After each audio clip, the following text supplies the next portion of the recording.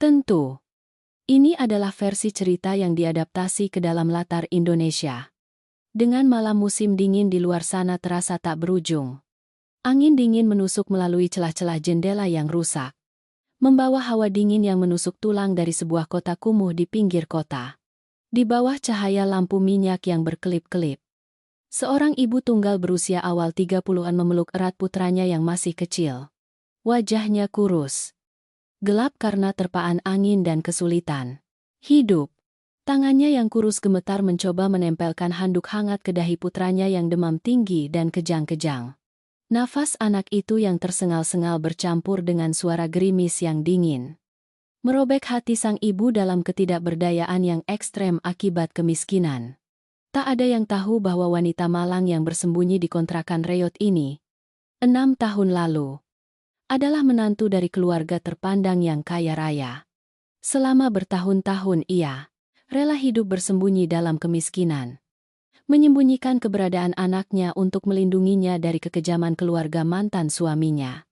Namun, takdir seolah masih ingin mempermainkan wanita malang ini. Ketika putra satu-satunya, darah daging yang tak pernah dikenal suaminya seorang dokter, hampir meregang nyawa, ia terpaksa membawa anaknya ke rumah sakit. Dan di sanalah sebuah rahasia mengejutkan terbongkar. Tepat di ruang gawat darurat yang menentukan. Selamat datang kembali di kanal cerita inspiratif setiap hari. Hidup memang sebuah lukisan yang penuh warna. Namun terkadang takdir menggunakan goresan tinta yang paling kejam untuk menguji ketahanan hati manusia. Hari ini, mari kita bersama-sama mendengarkan dan merenungkan sebuah kisah yang penuh air mata tentang cinta seorang ibu, harga diri, dan sudut-sudut pahit di balik pernikahan yang retak. Jika Anda merasakan empati dengan penderitaan ibu tangguh dalam cerita ini, jangan lupa untuk menekan tombol subscribe, menyalakan lonceng notifikasi, dan meninggalkan komentar untuk berbagi perasaan Anda di bawah ini. Dukungan Anda adalah motivasi terbesar bagi kami untuk terus menceritakan kisah-kisah yang menyentuh hati. Sekarang, mari kita dengan tenang memasuki babak-babak awal yang penuh badai. Kisah menyedihkan yang penuh cobaan ini dimulai dari suatu malam yang hujan deras. Saat pintu ruang gawat darurat yang dingin terbuka, mempertemukan dua manusia dari dunia kaya dan miskin untuk sebuah rahasia mengejutkan. Jarum jam di dinding ruang gawat darurat yang kusam menunjukkan pukul 2.00 pagi.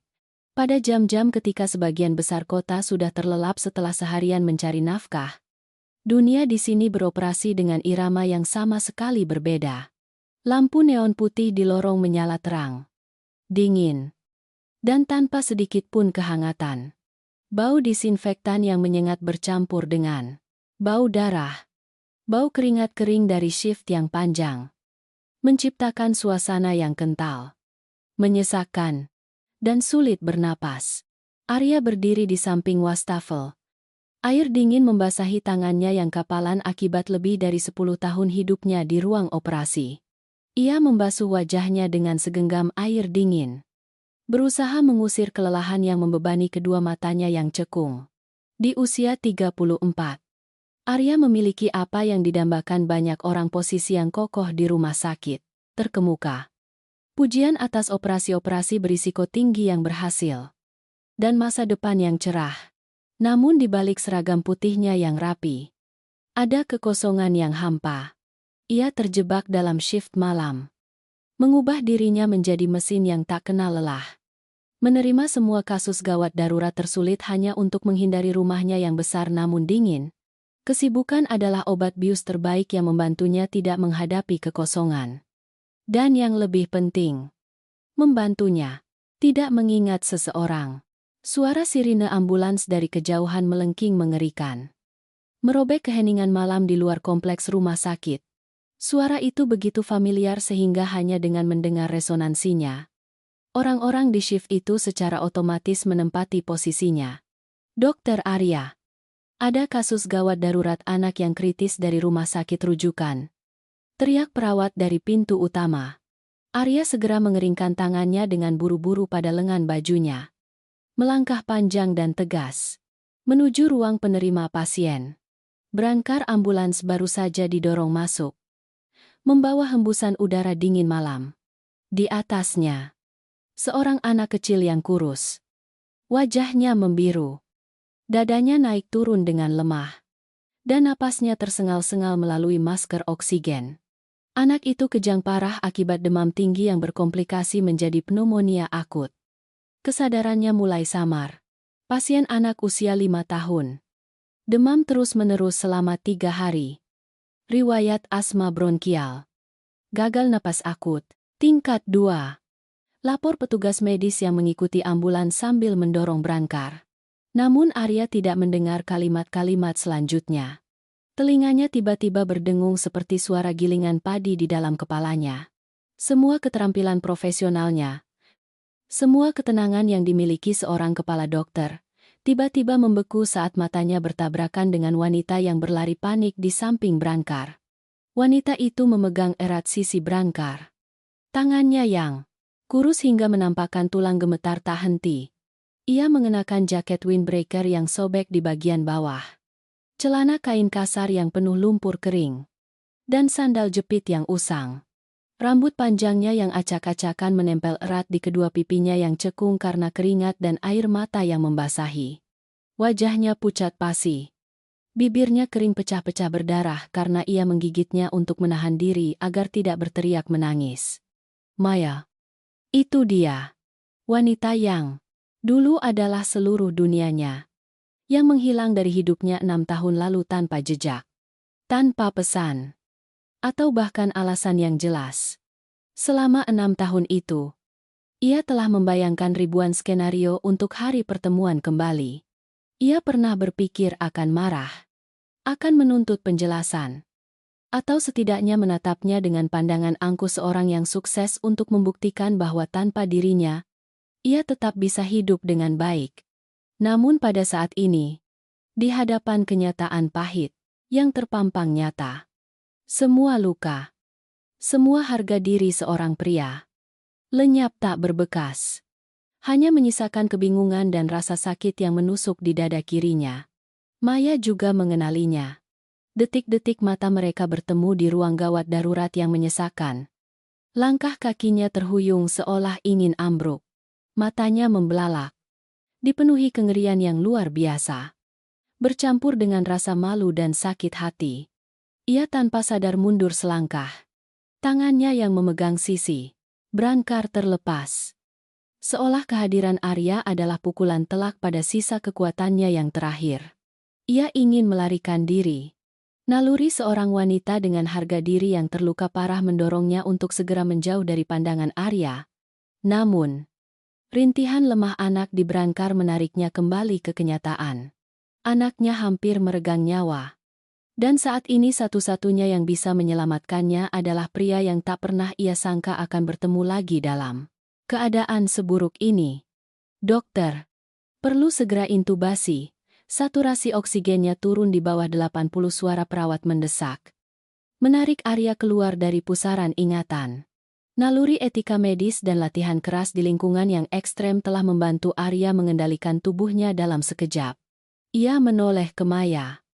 Tatapannya dingin, namun tegas. Menyembunyikan badai hati yang bergejolak. Keluarga pasien harap tunggu di luar lorong. Yang tidak berkepentingan dilarang masuk ruang tindakan. Suara Arya terdengar rendah, profesional, dan terasa kejam. Itu tidak membawa sedikit pun nada kasih sayang masa lalu.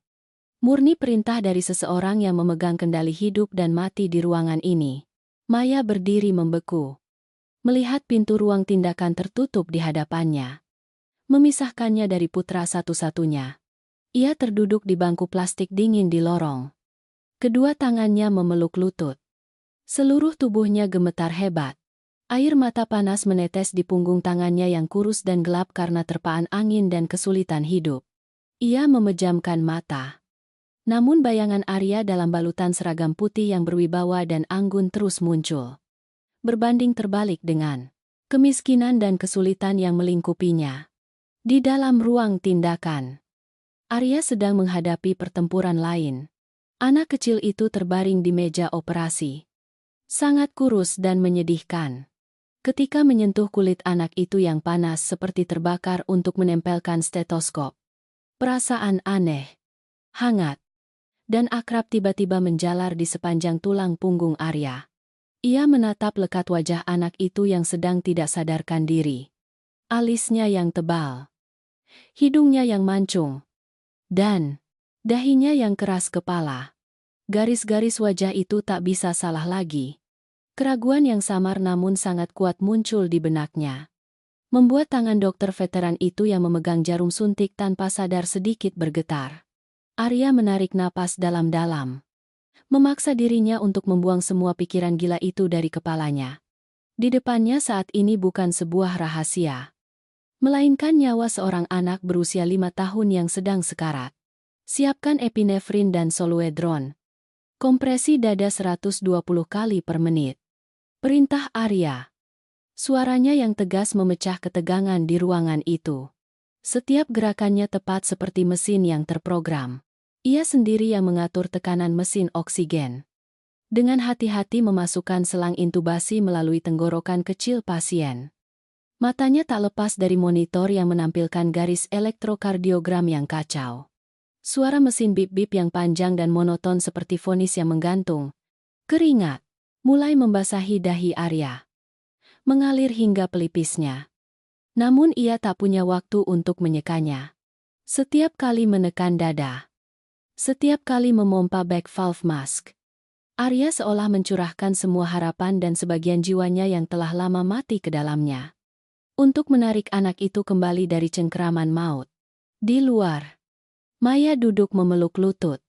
Telinganya tegang mendengarkan setiap suara yang keluar dari pintu ruang tindakan. Selama 6 tahun, ia terbiasa menghadapi badai sendirian. Terbiasa terjaga semalaman di kontrakan reyot. Melihat anaknya demam sementara di sakunya tak ada cukup uang untuk membeli obat. Ia telah membentuk lapisan kulit keras yang acuh tak acuh untuk melindungi dirinya dan anaknya dari omongan orang. Namun malam ini, lapisan itu hancur berantakan. Bukan karena penyakit anaknya, melainkan karena kehadiran Arya. Kebaikan dan kemewahan Arya seperti cermin yang memantulkan dengan jelas ketidakberdayaan, kemiskinan, dan kegagalannya dalam hidup ini. Ia membenci keluarga Arya, membenci kekejaman yang telah mengusirnya. Namun melihat putranya yang terbaring di dalam, ia lebih menyalahkan dirinya sendiri. Jika ia lebih kaya, jika ia tidak terlalu keras kepala memegang harga diri yang kosong, apakah anaknya harus menderita hampir mati karena tidak mendapatkan perawatan tepat waktu di rumah sakit rujukan? Waktu saat ini tidak lagi diukur dengan menit, melainkan dengan setiap detak yang tersentak-sentak di layar monitor. Setelah lebih dari 30 menit yang mencekam, suara monitor tiba-tiba berubah irama. Garis grafik mulai stabil. Detak jantung perlahan turun ke tingkat aman. Bibir anak itu yang membiru perlahan digantikan oleh sedikit warna merah muda pucat. Tanda kehidupan kembali. Anak itu telah melewati masa kritis. Napasnya lebih teratur berkat intervensi mesin. Arya melepaskan tangannya. Seluruh tubuhnya lemas seperti baru saja melewati pertempuran besar. Ia berdiri menatap anak itu sebentar. Tatapannya kompleks, mengandung ribuan pertanyaan tanpa jawaban. Ia melangkah perlahan menuju wastafel agar air mengalir membersihkan jejak-jejak kasus gawat darurat yang menegangkan. Namun tidak bisa membersihkan gejolak yang merobek hatinya. Ia tahu, ketika pintu ruang tindakan itu terbuka, kehidupan datar dan tanpa emosi yang ia bangun selama 6 tahun terakhir akan secara resmi berakhir. Memberi jalan pada kenyataan yang belum pernah ia persiapkan secara mental untuk hadapi. Arya membelai rambutnya yang basah oleh keringat, merapikan kerah bajunya, menarik napas panjang, lalu melangkah keluar. Pintu ruang tindakan terbuka. Engselnya berdecit mengeluarkan suara mengerikan dalam keheningan lorong. Maya terkejut berdiri tegak. Tangannya yang kurus tanpa sadar menggenggam erat ujung jaketnya yang usang. Matanya kosong karena khawatir, menatap ke arah Arya. Anak itu sementara telah melewati masa kritis. Detak jantung dan pernapasannya sudah stabil. Namun bronkusnya rusak parah akibat komplikasi pneumonia akut. Perlu serangkaian tes lanjutan dan rawat inap khusus di ruang perawatan intensif. Suara Arya terdengar rendah dan datar. Menjaga jarak yang tepat seperti seorang dokter yang melaporkan kondisi pasien kepada keluarganya. Ia sengaja tidak menatap mata Maya yang berlinang air mata. Namun, sudut matanya sempat merekam penampilan Maya yang kurus dan acak-acakan di bawah cahaya lampu neon yang kusam. Maya menghela napas lega. Kedua bahunya yang tadi tegang tiba-tiba lemas. Hampir ambruk di tempat. Terima kasih. Terima kasih. Dokter. Ia berkata dengan suara parau. Dua kata dokter yang keluar dari mulutnya terdengar tercekat dan asing hingga terasa menusuk. Arya tidak menjawab. Ia menyerahkan tumpukan rekam medis kepada perawat yang menyertainya. Lalu berbalik dingin dan langsung menuju ruang jaga. Ia membutuhkan waktu sejenak. Sedikit udara yang tidak berbau Maya agar dadanya tidak begitu sesak. Namun Maya tidak memiliki kemewahan untuk bisa berdiam diri dengan perasaannya yang kacau. Perawat muda itu memegang tumpukan dokumen. Menatap ibu yang malang itu dengan canggung lalu berkata dengan nada datar. Tolong bawa kwitansi ini ke kasir rumah sakit di lantai 1 untuk membayar uang muka rawat inap dan biaya. Tindakan gawat darurat. Setelah ada kwitansi pembayaran, kami baru bisa memindahkan anak itu ke bangsal anak. Maya menerima kertas itu. Angka-angka yang tercetak hitam jelas di atas kertas putih bersih seperti guyuran air dingin langsung ke kepalanya. Menariknya dari kebahagiaan sesaat saat anaknya baru saja lolos dari maut. Jumlah uang muka mencapai 8 juta rupiah. Jumlah yang berada di luar semua persiapan dan kemampuannya saat ini. Lorong lantai 1 sepi. Hanya ada suara langkah kaki Maya yang bergema di dinding-dinding dingin. Di loket kasir shift malam. Lampu kuning redup menerangi kaca pelindung. Petugas kasir menatap lelah wanita yang berdiri canggung di balik kaca. Tangannya gemetar mengeluarkan setumpuk uang receh dari tas imitasi yang terkelupas. Maya menghitung. Ia menghitung berulang kali. Merapikan setiap lembar uang pecahan 20. Ling ling ling. Ushe. Ling ling ling. Bahkan 10. 00 rupiah yang kusut yang ia kumpulkan dari hasil jualan minuman di pinggir jalan kawasan industri pinggiran kota. Totalnya hanya kurang dari 1 lambai. Milo-milo rupiah. Ia mengeluarkan lagi kartu ATM lamanya. Kartu yang saldonya hanya tersisa beberapa puluh ribu rupiah. Tidak cukup untuk menarik uang di ATM. Dokter. Bu. Maya ragu-ragu. Suaranya serak dan pecah. Saya saat ini tidak membawa cukup uang tunai. Bisakah rumah sakit mengizinkan saya menunda pembayaran sampai pagi atau membiarkan anak saya naik ke kamar rawat dulu? Anak saya masih sangat lemah. Petugas kasir menghela napas. Sebuah desahan yang familiar bagi mereka yang telah menyaksikan terlalu banyak kesulitan di tempat di mana batas antara hidup dan mati diukur dengan uang. Maaf, Bu. Ini peraturan baku rumah sakit. Kasus gawat darurat awal sudah diutamakan penanganannya.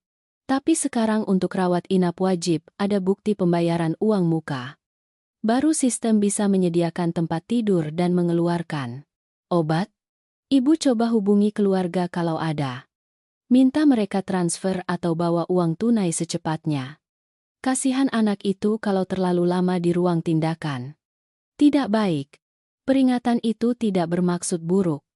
Namun tajam seperti pisau yang menusuk langsung ke rasa malu akan kemiskinan. Keluarga. Sejak 6 tahun lalu. Ketika ia keluar dari rumah keluarga Arya yang mewah dengan tangan kosong. Maya telah memutuskan semua kontak dengan kampung halamannya karena tidak ingin orang tuanya merasa malu mengikutinya. Ia hanya sendirian di kota ini untuk membesarkan anaknya. Maya berjalan lesu ke sudut lorong yang gelap, di mana cahaya lampu keamanan tidak menyinarinya. Ia mengeluarkan ponsel lamanya. Layarnya retak-retak. Jarinya gemetar menggeser daftar kontak yang sedikit. Hanya ada beberapa nomor tetangga di kontrakan kumuh dan beberapa pelanggan warung langganan. Ia menekan tombol. Halo, Bu Lina, maaf mengganggu jam segini. Anak saya, Danyi, masuk gawat darurat. Ibu, bisakah saya meminjam beberapa juta besok pagi? Akan saya usahakan untuk mengembalikannya. Ujung telepon hening selama beberapa detik yang terasa panjang. Lalu terdengar suara menguap disertai nada canggung dan menghindar. Ya ampun, malam-malam begini, bagaimana saya bisa punya uang? Maya, bulan ini saya juga baru bayar uang sekolah anak-anak. Bahkan kekurangan uang belanja. Coba kamu tanya ke tempat lain ya. Suara tutut yang tidak sengaja terdengar. Maya menelan ludah. Melanjutkan menekan nomor kedua. Nomor ketiga. Jawaban yang didapat. Entah nomor tidak aktif atau penolakan halus, namun dingin. Di tengah malam buta. Siapa yang bersedia membuka hati dan dompet untuk seorang ibu tunggal miskin melarat? Seseorang yang kemampuan membayar kembali hampir nol. Kemiskinan tidak hanya mencekik kehidupan ibu dan anak itu, tetapi juga secara otomatis membangun tembok tak terlihat. Mengisolasi ia dari bantuan sesama. Ia berdiri di sana. Ponsel menempel erat di telinganya. Mendengar hatinya hancur berkeping-keping. Rasa pahit dan ketidakberdayaan membuncah di tenggorokannya hingga ia sulit bernapas. Di ujung lorong, tersembunyi di balik tiang besar, Arya sudah berdiri di sana entah sejak kapan. Ia tidak sengaja menguping. Namun kakinya tanpa sadar menuntunnya ke sana. Ia telah menyaksikan seluruh adegan itu. Menyaksikan tangan Maya merapikan setiap lembar uang receh pecahan kecil. Menyaksikan kebingungan dan rasa malu yang terpampang jelas di bahunya yang kurus dan gemetar di depan loket kasir. Dan juga kata-kata permohonan yang menyedihkan melalui ponsel yang rusak. Hati Arya mencelos. Selama 6 tahun itu, ia selalu menyimpan dendam yang membara. Ia membenci Maya karena pergi dengan begitu tegas. Membencinya karena telah mengubahnya menjadi seseorang yang ditinggalkan tanpa penjelasan yang memadai. Dalam malam-malam mabuk, ia pernah berpikir jika bertemu lagi, ia akan menatapnya dengan pandangan meremehkan untuk memuaskan egonya yang terluka. Namun kini, melihat wanita yang dulu adalah istrinya, yang pernah ia janjikan akan memberinya kehidupan mewah, kini harus memohon dan merendahkan diri hanya demi beberapa juta rupiah biaya rumah sakit. Arya tidak merasakan sedikit pun kepuasan. Sebaliknya, ada rasa pahit yang meluap, bercampur dengan rasa bersalah yang samar.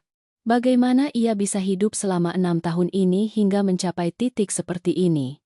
Maya mematikan ponselnya. Layar ponsel yang gelap memantulkan wajahnya yang penuh air mata. Ia terdiam sejenak. Lalu seolah mengambil keputusan yang nekat. Ia buru-buru menyeka air matanya. Kembali ke ruang tindakan di lantai 2. Anak itu masih terbaring di sana. Napasnya sudah lebih teratur di bawah masker oksigen. Maya mendekat ke ranjang. Menatap putranya yang kecil. Dadanya yang kurus naik turun mengikuti irama mesin. Ia melihat tas ransel kain yang usang, tergeletak di sudut ruangan. Satu-satunya harta yang sempat ia raih saat menggendong anaknya ke ambulans. Sebuah pikiran gila dan putus asa melintas di benak ibu tunggal itu. Ia tidak punya uang. Rumah sakit tidak akan menahan anaknya untuk dirawat jika ia tidak membayar uang muka. Jika terus di sini, rasa malu ini akan membunuhnya sebelum penyakit anaknya mereda. Ia memilih untuk menggendong anaknya kembali ke kontrakan. Membeli obat sendiri. Merawatnya sendiri. Atau mencari klinik swasta kecil yang lebih murah. Daripada harus berdiri di sini menerima sedekah atau tatapan penasaran dari orang-orang di sekitarnya. Terutama dari Arya. Tangan Maya gemetar mendekati mesin oksigen. Ia bermaksud melepaskan masker dari wajah anaknya lalu menggendong anak itu melarikan diri dari rumah sakit melalui pintu belakang lorong. Itu adalah keputusan yang bodoh, berbahaya, dan penuh emosi. Namun pada saat harga diri terdesak ke ujung tanduk, orang seringkali tidak lagi cukup rasional untuk mempertimbangkan benar atau salah. Apa yang sedang kamu lakukan? Sebuah suara rendah yang penuh amarah tiba-tiba terdengar dari arah pintu ruangan. Maya terkejut. Tangannya yang sedang menyentuh masker oksigen langsung menarik diri seolah baru saja menyentuh api. Ia menoleh. Arya sudah berdiri di sana entah sejak kapan. Wajahnya muram. Matanya berkilat marah menatapnya lurus. Ia melangkah maju dengan langkah panjang yang menekan. Merebut berkas rekam medis yang tergeletak di ujung tempat tidur. Lalu dengan satu tangan menghentikan tindakan Maya selanjutnya. "Kamu sudah gila." Kan, teriak Arya dengan suara tertahan. Berusaha menjaga suaranya agar tidak mengganggu pasien lain. Namun ketegasan dan kemarahan dalam kata-katanya tidak bisa disembunyikan. Anak itu baru saja dicabut selang intubasinya. Paru-parunya belum bisa membersihkan cairan sepenuhnya. Jika kamu melepas mesinnya sekarang, kamu ingin membunuhnya. Ya, Maya mundur selangkah. Punggungnya menyentuh lemari besi yang dingin. Kehadiran Arya pada saat yang sangat buruk ini seperti pukulan telak yang meruntuhkan seluruh pertahanan terakhirnya. Ia tidak bisa lagi lari. Juga tidak bisa lagi berpura-pura kuat. "Ya, saya gila." Maya mengangkat wajahnya yang penuh air mata. Menatap lurus ke mata Arya. Suaranya tidak keras namun mengandung semua kemarahan dan sakit hati yang terpendam selama bertahun-tahun. "Saya tidak punya uang. Kamu mengerti, rumah sakit kalian butuh uang. Dan saya tidak punya 8 juta untuk membayar uang muka. Jika saya tidak membawa anak saya pulang, apakah saya harus membiarkannya di sini menjadi bahan tertawaan orang? Agar orang-orang mencemooh saya sebagai ibu yang tidak berguna." Arya terdiam. Kata-kata Maya seperti aliran air dingin yang langsung memadamkan amarahnya. Meninggalkan rasa pahit dan getir yang menjalar di hatinya. Ia menatap berkas rekam medis di tangannya. Menatap anak yang sedang tidur pulas. Lalu menatap wanita yang berdiri gemetar di depannya. Konflik di antara mereka setelah 6 tahun tak disangka dimulai dengan alasan yang begitu telanjang dan kejam. Uang. Ruang tindakan jatuh ke dalam keheningan yang pekat hingga bisa terdengar suara desiran teratur dari mesin oksigen dan suara langkah kaki yang tergesa-gesa di lorong jauh. Tatapan Arya ke Maya penuh kerumitan. Di dalamnya ada kemarahan seorang dokter yang baru saja mencegah tindakan bodoh. Namun sebagian besar adalah rasa sakit yang mendalam yang bahkan ia sendiri tidak ingin akui. Maya berdiri di sana. Punggungnya menempel erat pada lemari besi yang dingin. Dadanya naik turun setelah luapan kemarahan yang baru saja ia tumpahkan. Ia tidak menangis terisak lagi. Hanya ada air mata yang terus mengalir pelan. Meninggalkan jejak-jejak kotor di wajahnya yang kurus dan gelap karena terpaan angin. Harga diri yang terinjak-injak. Kemiskinan yang mencekik. Telah mengubah wanita yang dulunya lembut menjadi landak yang bersedia menyerang siapapun yang mendekat. Bahkan orang yang pernah tidur bersamanya. Arya menarik napas dalam-dalam. Tangannya yang memegang berkas rekam medis mengepal erat hingga buku-buku jarinya memutih. Ia tidak berdebat dengannya. Dalam dunia Arya, tindakan selalu lebih penting daripada kata-kata. Dan saat ini, keselamatan anak adalah yang utama. "Kamu keluar saja," kata Arya. Suaranya telah kembali tenang dan menakutkan seperti seorang kepala ruang operasi. "Duduk di bangku tunggu. Jangan sampai saya harus memanggil keamanan untuk campur tangan karena kamu membuat keributan dan membahayakan pasien." Maya menatapnya. Bibirnya terkatup rapat hingga berdarah. Ia ingin mengatakan sesuatu. Ingin berteriak bahwa ia tidak membutuhkan belas kasihannya. Namun tatapan tajam dan berwibawa Arya telah menghentikan setiap kata yang ingin ia ucapkan. Ia tahu ia salah. Tahu bahwa jika ia membawa anaknya pergi saat ini, itu sama saja mendorong anak itu ke kematian. Akhirnya ia berbalik. Berjalan lesu keluar ruangan. Punggungnya yang kurus menghilang di balik pintu yang setengah terbuka seperti jeda pahit. Ketika ruangan hanya menyisakan Arya dan anak itu. Ia mendekat ke samping tempat tidur. Anak itu sudah tidur lebih pulas berkat efek obat. Wajahnya yang kecil tersembunyi di antara bantal dan selimut putih bersih rumah sakit. Arya membungkuk. Mengambil berkas rekam medis. Membalik ke halaman daftar hasil tes darah yang baru saja kembali dari laboratorium biokimia beberapa menit yang lalu, sifat hati-hati seorang dokter bedah memaksanya untuk memeriksa kembali semua indikator sebelum menandatangani perintah pemindahan ke bangsal rawat inap.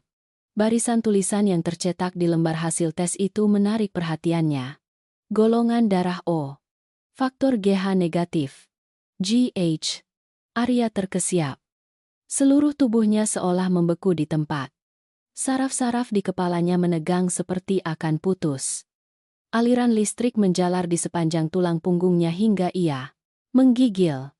Golongan darah O negatif dalam dunia medis adalah golongan darah yang sangat langka. Hanya sekitar 0,1% populasi Indonesia yang memilikinya. Arya sendiri adalah pembawa golongan darah langka ini. Sebuah karakteristik genetik yang selalu ia ingat karena pernah menimbulkan banyak kesulitan baginya selama bertahun-tahun belajar kedokteran. Sebuah kebetulan. Berapa persen kemungkinan seorang anak yang dibawa ke ruang gawat darurat yang ia tangani memiliki golongan darah langka yang persis sama dengannya? Arya menoleh menatap anak itu. Ia mulai mengamati anak itu dengan pandangan yang sama sekali berbeda. Bukan lagi sudut pandang seorang dokter terhadap pasien. Di bawah cahaya redup lampu meja di sudut ruangan, ia menatap lekat dahi yang tinggi dan lebar. Hidung mancung yang sedikit terangkat di ujungnya. Dan juga tahi lalat kecil yang tersembunyi di balik daun telinga kiri. Garis-garis wajah itu seperti cetakan mini dari foto-foto masa kecilnya sendiri yang ibunya sering buka setiap kali lebaran tiba. Pikiran itu baru saja muncul. Sudah membuat Arya ketakutan. Ia mundur selangkah. Napasnya memburu. 6 tahun. Perceraian terjadi tepat 6 tahun yang lalu. Pada hari Maya mengemasi pakaiannya dan keluar dari rumah. Mereka tidak punya anak. Setidaknya berdasarkan apa yang ia tahu. Saat itu ibunya mengatakan Maya adalah wanita yang kejam. Tidak bisa punya anak. Dan juga keras kepala serta tidak tahu diri. Iya. Dalam kesibukan gila seorang dokter muda dan keraguannya di bawah tekanan keluarga, memilih untuk diam dan menyerah. 6 tahun. Gumam Arya. Otaknya berputar dengan perhitungan waktu. Anak ini berusia 5 tahun. Artinya ia hamil tepat setelah menandatangani surat cerai sepihak. Ia menyembunyikannya darinya. Ia membawa darah daging keluarga Arya secara diam-diam. Rela sendirian melahirkan dan membesarkannya. Dalam kemiskinan yang ekstrem ini tanpa pernah sekalipun kembali mengetuk pintu rumahnya. Keterkejutan awal dengan cepat digantikan oleh perasaan campur aduk. Antara keheranan yang luar biasa dan dendam yang samar bercampur rasa sakit. Arya merasa dadanya sakit seperti diremas seseorang. Selama 6 tahun itu, ia hidup dalam penyesalan. Merenungkan rasa sakit seorang yang ditinggalkan. Ia terjun ke pekerjaan untuk kemajuan. Untuk membuktikan nilainya. Ternyata, saat ia duduk di ruang ber-AC yang mewah, menikmati pujian putranya jika anak ini memang anaknya, harus hidup di kontrakan beratap seng yang panas. Hampir mati karena ibunya tidak punya beberapa juta rupiah untuk biaya rumah sakit. Arya keluar dari ruang tindakan. Langsung menuju meja perawat. Wajahnya dingin. Tanpa sedikit pun emosi. Namun suaranya mengandung tekanan tak terlihat. Tolong ambilkan 1 set alat pengumpul sampel biologis darurat. Perintah Arya kepada perawat jaga. Dokter Arya perlu mengambil sampel dari kasus yang mana, tanya perawat dengan bingung. Pasien anak Dani. Saya sendiri yang akan melakukannya. Catat kode rahasianya. Kirim langsung ke pusat pengujian genetik rumah sakit. Minta untuk melakukan tes DNA darurat dalam waktu 4 jam. Biaya akan dipotong dari akun pribadi saya. Kata Arya dengan nada tegas. Tidak mengizinkan penolakan atau pertanyaan. Ia mengambil set alat itu dan kembali ke kamar. Pasien. Anak itu masih tidur. Arya dengan lembut duduk di tepi ranjang. Tangannya yang kasar dan kapalan gemetar hebat saat mendekat ke rambut halus anak itu. Ia membelai lembut helai-helai rambut gelap. Merasakan rambut yang tipis dan sedikit kaku seperti rambutnya. Arya memilih 2 helai rambut yang masih utuh dengan akarnya di bantal. Dengan hati-hati memasukkannya ke dalam kantong plastik khusus, lalu menyegelnya. Setelah itu, ia menggunakan kapas steril untuk dengan lembut mengambil sedikit selaput lendir mulut anak itu melalui sudut bibirnya. Semua tindakan berlangsung kurang dari 2 menit. Namun bagi Arya, rasanya seperti seabad. Ia berdiri, memegang bungkusan yang tersegel di tangannya dan merasa beratnya seperti ribuan ton. Ini bukan hanya tes medis biasa. Ini adalah kunci yang akan membuka kebenaran yang dapat meruntuhkan sepenuhnya tatanan hidup yang ia coba pertahankan selama ini. Ia melangkah keluar ke lorong, melewati tempat Maya duduk. Wanita itu masih duduk memeluk lutut di bangku plastik. Kepalanya terkulai di antara kedua tangan. Bahunya sesekali sedikit gemetar. Arya tidak berhenti. Ia berjalan melewatinya seperti 2 orang asing. Langsung menuju ruang laboratorium di lantai 3. Ia sendiri yang menyerahkan sampel kepada petugas laboratorium genetik. Disertai tatapan serius. Beritahu saya segera setelah hasilnya keluar. Pukul berapapun. Kembali ke ruang kerjanya. Ia mengunci pintu rapat-rapat. Ia meredupkan lampu neon yang terang benderang. Hanya menyisakan lampu meja yang memancarkan cahaya kuning redup. Sendirian di antara tumpukan dokumen dan buku medis yang berserakan. Ia duduk di kursi kulit, menyandarkan kepala ke belakang. Kedua matanya terpejam, namun pikirannya kacau balau seperti medan perang. Kenangan 6 tahun lalu. Kepingan-kepingan pernikahan yang singkat dan menyesakan. Tiba-tiba menyerbu dengan jelas. Tajam seperti pecahan kaca yang mengiris kulit. Arya teringat sore-sore ia pulang kerja setelah shift. Suasana di villa orang tuanya selalu tegang seperti tali yang ditarik. Suara ibunya memarahi Maya karena terlalu perhitungan. Suara Maya dia menahan di dapur. Dan juga keheningan pengecut dirinya saat itu. Ia pernah berpikir hanya dengan menghasilkan banyak uang. Hanya dengan naik jabatan. Semua konflik keluarga akan otomatis terselesaikan. Ia salah. Uang keluarga Arya tidak membeli kedamaian bagi Maya. Sebaliknya, itu menjadi senjata bagi ibunya untuk atas nama kemuliaan menghina harga diri seorang gadis dari kampung. Arya membuka laci mejanya. Mengeluarkan sebungkus rokok yang sudah lama berdebu. Ia jarang merokok. Hanya ketika menghadapi kasus operasi yang sangat tegang dan hidup mati. Ia baru mencarinya. Suara pemantik yang klik-klik terdengar. Percikan api merah menyala. Lalu perlahan padam. Asap abu-abu yang pedas menyebar di ruang kerja. Melalui asap rokok. Arya menatap lekat dinding di depannya. Jika hasil tes DNA benar, bagaimana ia harus menghadapi anak itu? Bagaimana menghadapi Maya? Dan yang lebih penting, bagaimana ia harus menghadapi kenyataan bahwa ia telah menjadi ayah yang tak terlihat? Seorang yang bersekutu dengan penderitaan anaknya selama 6 tahun ini. Harga diri seorang dokter sukses. Kebanggaan seorang pria. Terpelajar tiba-tiba menjadi menyedihkan dan konyol. Ia menyelamatkan ribuan orang asing. Namun membiarkan putranya sendiri hampir mati karena kekurangan uang tepat di bawah matanya. Suara telepon meja tiba-tiba berdering. Memecah keheningan ruangan. Arya terkejut. Rokok di tangannya hampir jatuh ke meja kayu. Ia melihat layar. Nomor internal dari laboratorium genetik. Suara telepon meja di sudut ruang jaga terus berdering panjang. Serak. Dan gigih. Arya menatap. Lekat angka-angka yang berkedip di layar. Tangannya yang terlepas di samping pinggul. Tanpa sadar mengepal. Ia tidak mengangkat telepon. Naluri seorang pria yang telah melewati terlalu banyak cobaan memberitahunya bahwa ada kebenaran yang setelah terungkap, tidak akan pernah bisa kembali lagi. Ia membutuhkan beberapa menit lagi. Atau lebih tepatnya beberapa isapan rokok terakhir. Untuk menjaga dirinya agar tidak ambruk sebelum menghadapi vonis takdir. Di luar lorong, Maya masih duduk di sana. Tak bergerak seperti patung yang terbuat dari keputusasaan. Ponsel yang layarnya pecah sudah lama mati. Namun ia masih menempelkannya erat di telinganya.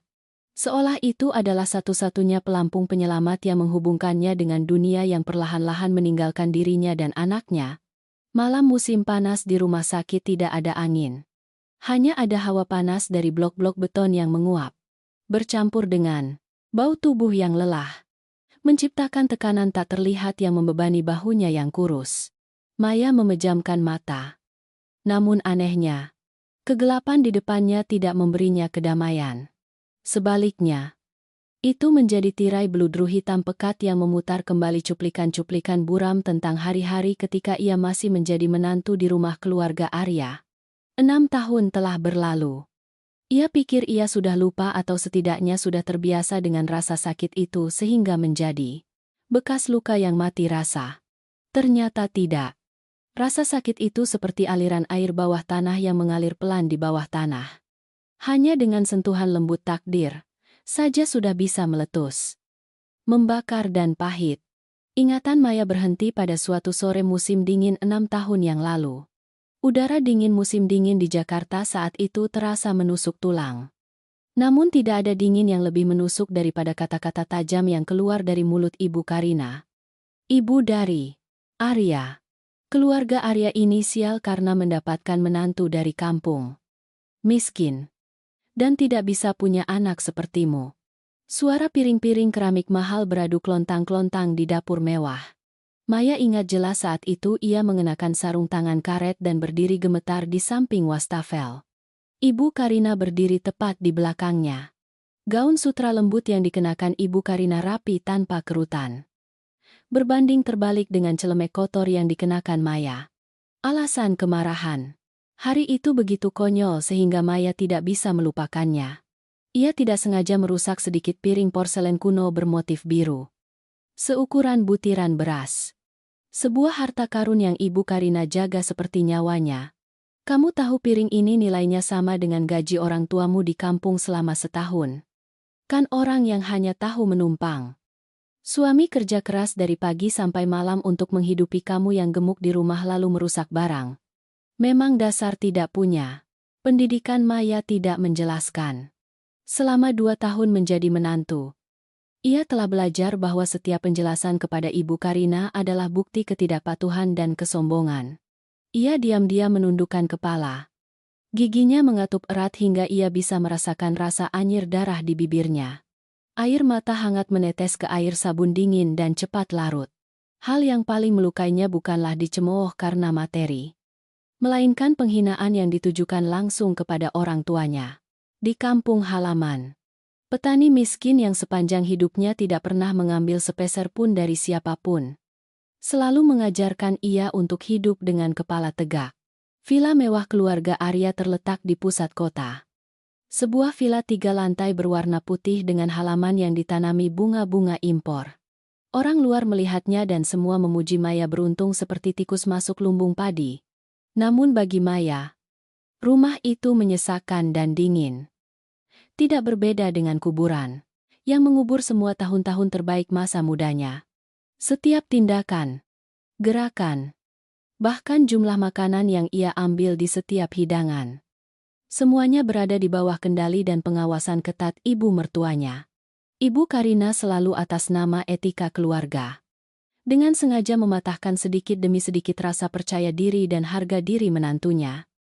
Mengubahnya menjadi sosok yang melayani tanpa suara di rumah itu. Dan selama tahun-tahun menjalani neraka di dunia itu. Di mana Arya? Maya membuka matanya. Menatap ke arah pintu ruang jaga Arya yang masih tertutup rapat. Senyum mengejek muncul di sudut bibirnya. Arya sibuk. Ia selalu sibuk. Hidupnya saat itu hanya berputar pada operasi, seminar ilmiah, dan jenjang karier yang harus ia daki. Setiap kali Maya berusaha terbuka, berusaha mencari perlindungan dari pria yang ia sebut suami. Jawaban yang ia dapatkan selalu desahan lelah dan nasihat yang terkesan merendahkan. Ibu sudah tua. Sifatnya memang sedikit kolot. Kamu sebagai menantu bersabarlah sedikit. Saya bekerja di luar sudah cukup banyak tekanan. Pulang ke rumah jangan membuat saya pusing dengan masalah-masalah kecil wanita. Ya, bersabarlah sedikit. Kalimat Arya itu seperti hukuman seumur hidup yang mengikat leher Maya. Ia tidak jahat. Ia juga tidak memukulinya. Namun ketidakpedulian, ketidakacuhan, dan sifat pengecut bawaan seorang putra yang selalu menuruti ibunya telah menjadikannya kaki tangan paling kejam dalam kekerasan mental terhadap dirinya. Ia berdiri di wilayah netral, menikmati perhatian istrinya dan perlindungan ibunya, membiarkan Maya sendirian berjuang melawan monster prasangka di rumah itu. Puncak dari penderitaan itu adalah ketika Ibu Karina memaksa Maya untuk menandatangani surat perjanjian pelepasan hak atas properti sebelum keluarga mereka membeli sebidang tanah lagi atas nama Arya. Ibu Karina mengatakan langsung ke wajahnya, di hadapan Arya, wanita yang tidak bisa melahirkan anak untuk melanjutkan keturunan tidak berhak mendapatkan apapun dari rumah ini. Tanda tangani ini, atau keluar dari rumah. Maya menoleh ke Arya, berharap sebuah tatapan, sebuah kalimat yang membelanya. Namun Arya telah memalingkan wajahnya ke arah lain. Tangannya membalik-balik majalah medis, pura-pura tidak mendengar. Palingan wajah Arya itu adalah pisau terakhir yang memutuskan tali penghubung yang rapuh di antara mereka berdua. Maya mengerti bahwa di rumah ini, ia selamanya adalah orang luar. Parasit yang bisa diusir kapan saja ketika tidak lagi memiliki nilai guna. Malam itu ia tidak menangis. Ia menunggu Arya bertugas. Malam, diam-diam mengemasi beberapa baju lama yang ia bawa dari kampung ke dalam koper usang.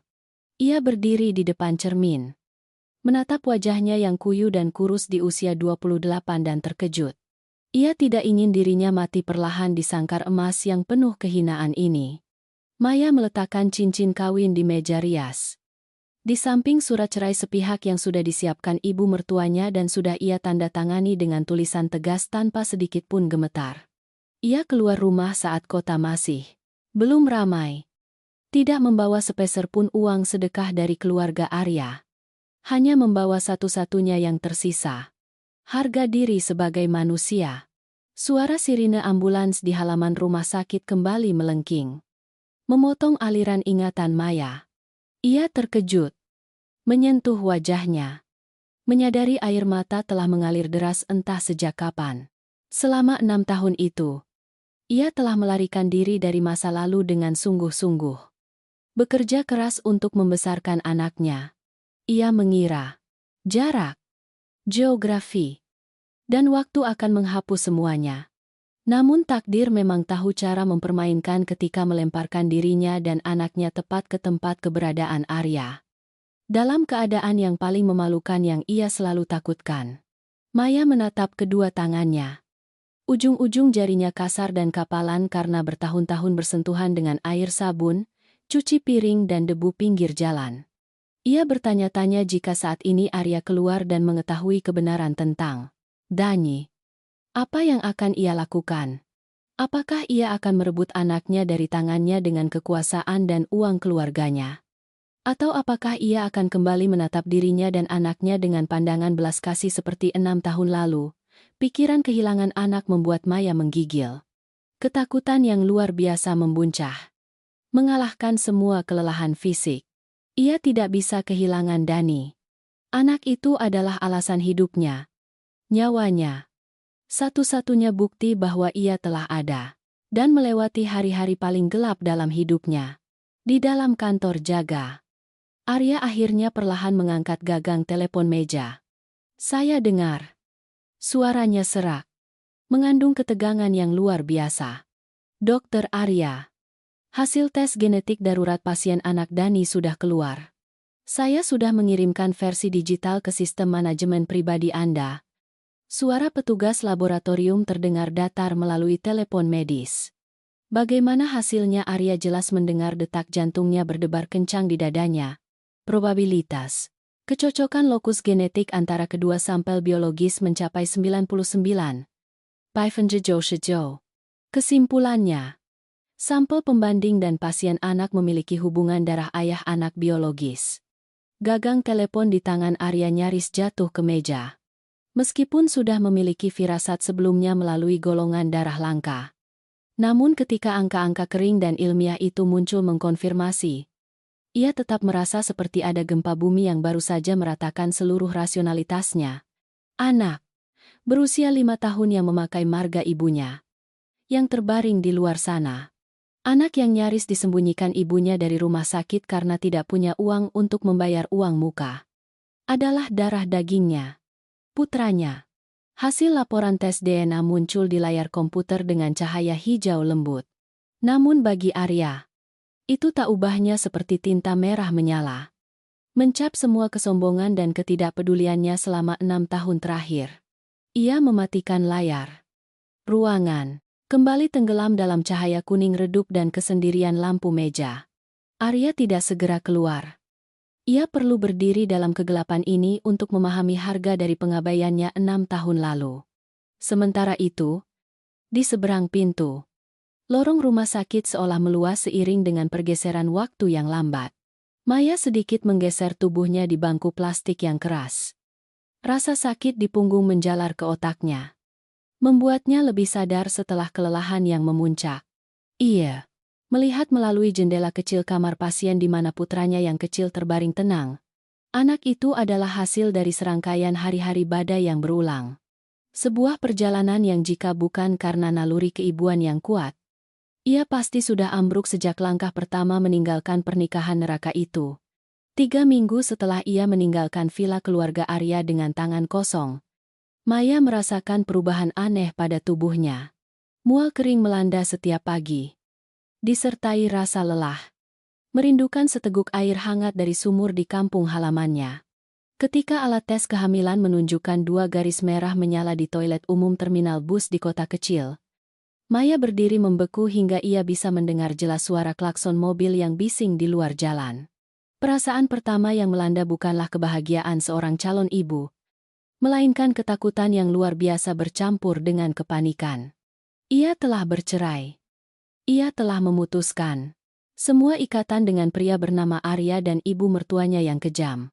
Kini, darah daging ini muncul seperti lelucon takdir yang kejam. Naluri seorang wanita yang terluka diam-diam mengingatkannya. Kembalilah memohon. Anak ini adalah pewaris keluarga kaya. Ia berhak hidup dalam kemewahan daripada menderita bersamamu.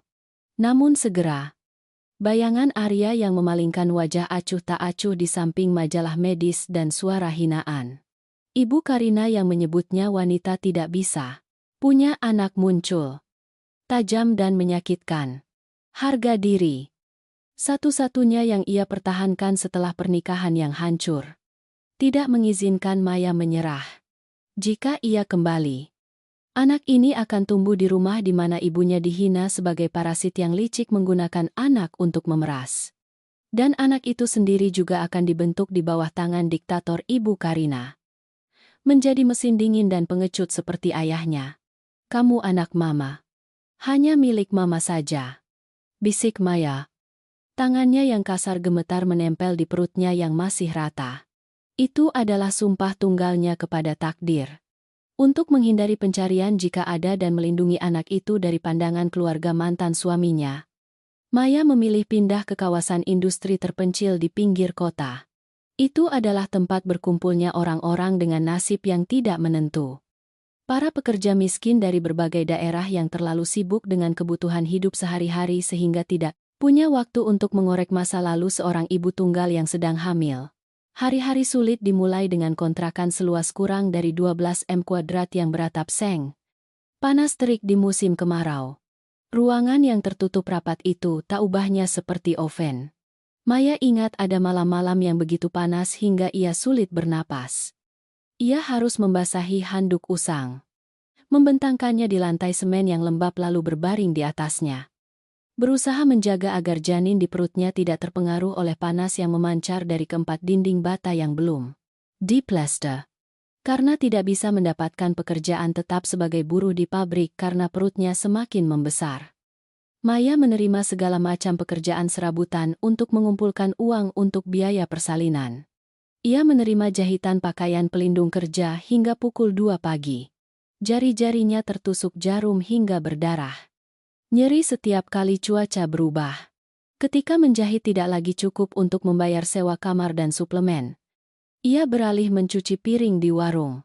Makan murah yang melayani buruh yang lembur. Hampir 10 jam setiap hari berjongkok di samping bak air berminyak yang kotor. Bau sisa makanan basi bercampur dengan bau bahan kimia pembersih yang menyengat membuat mualnya semakin parah.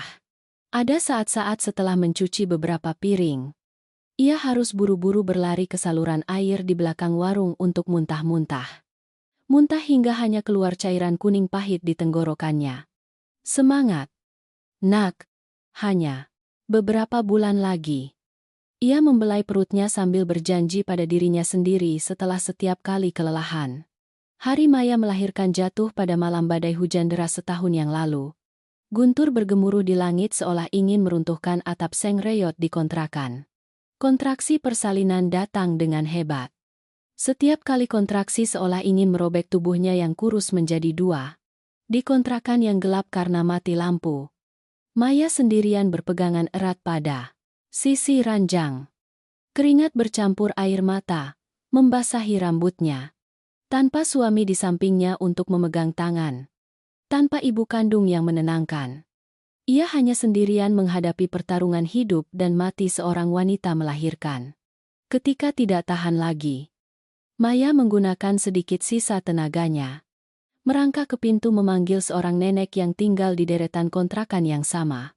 Wanita baik hati itu membantunya mencari becak untuk mengantarnya langsung ke rumah sakit desa malam itu. Anak itu lahir prematur. Kecil dan membiru. Tangisnya tersengal-sengal. Lemah seperti suara kucing. Detik-detik melihat putranya sehat meskipun sedikit kurang. Maya memeluk anak itu erat-erat. Membiarkan air mata hangat mengalir di kedua pipinya yang kurus. Ia menamai anaknya Dani. Berharap anak itu tumbuh dengan hati yang lapang. Hidup sederhana, namun tenang. Tidak perlu terikat pada kemewahan kosong orang-orang dari keluarga Arya. Kehidupan seorang ibu tunggal miskin tidak pernah mudah. Dan menjadi lebih kejam ketika anak itu tumbuh dalam kekurangan segalanya. Karena Maya harus bekerja dari pagi hingga larut malam. Dani sejak kecil harus dititipkan di kelompok penitipan anak swadaya dengan biaya murah. Anak itu tidak punya baju bermerek mahal. Tidak punya susu impor. Satu-satunya mainannya adalah mobil plastik yang rusak satu rodanya. Ditemukan oleh seorang tetangga dari tempat sampah dan diberikan kepadanya. Ada malam-malam musim dingin. Kontrakan berangin melalui celah-celah pintu yang terbuka. Maya harus memeluk erat anaknya. Menggunakan suhu tubuhnya sendiri untuk menghangatkan anak itu. Ketika anak itu demam tinggi. Melihatnya kejang-kejang. Wajah kecilnya membiru karena kekurangan oksigen. Persis seperti malam nahas di ruang gawat darurat tadi. Maya hanya bisa memeluk anaknya dan menangis dalam hati. Di sakunya saat itu, seringkali tidak ada beberapa ratus ribu rupiah pun untuk membawa anaknya ke rumah sakit besar. Ia hanya bisa pergi ke apotek di ujung gang. Membeli beberapa tablet penurun demam murah, lalu terjaga semalaman mengompres anaknya. Berdoa kepada Tuhan agar tidak mengambil anak itu darinya. Kekurangan materi bisa ditahan. Namun rasa sakit terbesar Maya adalah ketika melihat kerinduan akan sosok ayah di mata anaknya. Dani adalah anak yang cerdas dan sensitif sejak kecil. Anak itu tidak pernah bertanya kepada ibunya di mana ayahnya. Karena ia segera menyadari setiap kali menyebut dua kata itu. Mata ibunya menjadi sedih dengan rasa sakit yang tak terlukiskan. Namun setiap kali melewati taman bermain umum di kawasan kontrakan. Melihat anak-anak lain digendong ayahnya di bahu atau digandeng berjalan-jalan. Dani akan berdiri menyandar di balik pintu. Matanya yang bulat menatap penuh kagum dan kerinduan. Tatapan tanpa kata anak itu. Seperti ribuan jarum yang menusuk hati Maya. Membuatnya menyadari bahwa meskipun ia berusaha keras untuk mengkompensasi, kekosongan sosok ayah dalam hidup anak itu tetap menjadi luka yang tidak bisa terisi penuh. Maya menatap kedua tangannya. Ujung-ujung jarinya kasar dan kapalan karena kesulitan hidup. 6 tahun sendirian melewati badai telah mengubahnya menjadi wanita yang tangguh. Seorang ibu yang siap menampakkan duri landaknya untuk melindungi satu-satunya anaknya dari segala cobaan. Ia tidak menyesal telah pergi. Juga tidak menyesal telah menyembunyikan kebenaran tentang Dani. Ia lebih memilih anaknya hidup dalam kemiskinan namun dibesarkan dengan cinta murni dan harga diri. Daripada anak itu menjadi hiasan bagi reputasi munafik dan dogmatis keluarga Arya. Suara langkah kaki yang berat, tegas dari arah lorong terdengar, memotong aliran pikiran Maya. Ia mendongak. Pintu ruang jaga dokter terbuka. Arya melangkah keluar dengan wajah dingin. Namun matanya mengandung gejolak yang kuat. Di tangannya, ia memegang tumpukan berkas baru.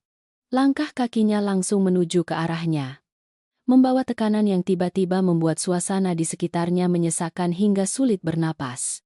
Maya tanpa sadar berdiri. Punggungnya menempel erat pada kursi plastik, mempersiapkan diri untuk konfrontasi yang ia tahu tidak bisa lagi ia hindari.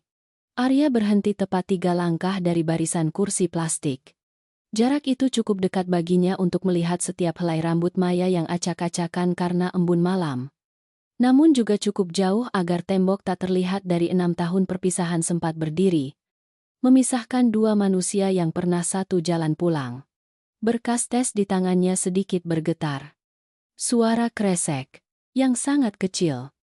Namun di lorong yang sepi menjelang pagi, terdengar tak ubahnya seperti suara klik pelatuk pistol yang telah terkunci. Maya mendongak. Naluri bertahan hidup yang ia kembangkan selama bertahun-tahun sendirian membuatnya langsung berdiri tegak. Bahunya yang kurus meringkuk, namun matanya kosong karena kewaspadaan. Ia melihat tumpukan kertas di tangan Arya lalu menatap mata merahnya yang berurat. Firasat buruk tiba-tiba datang. Dingin dan menusuk. Maya. Panggil Arya. Suaranya serak, seolah harus melewati lapisan abu panas di tenggorokannya baru bisa keluar. Masuk ke ruang jaga saya. Kita perlu bicara. Ada apa? Dokter. Bicarakan saja di sini. Anak saya sedang tidur. Saya tidak bisa pergi jauh. Tolak Maya segera. Dua kata dokter masih ia gunakan sebagai perisai untuk menjauhkan Arya dari dunianya yang tidak menentu. Arya tidak bisa lagi bersabar. Kebenaran dari lembar tes DNA seperti racun yang meresap perlahan ke setiap serat dagingnya, membuat harga diri dan kesabarannya mencapai batas.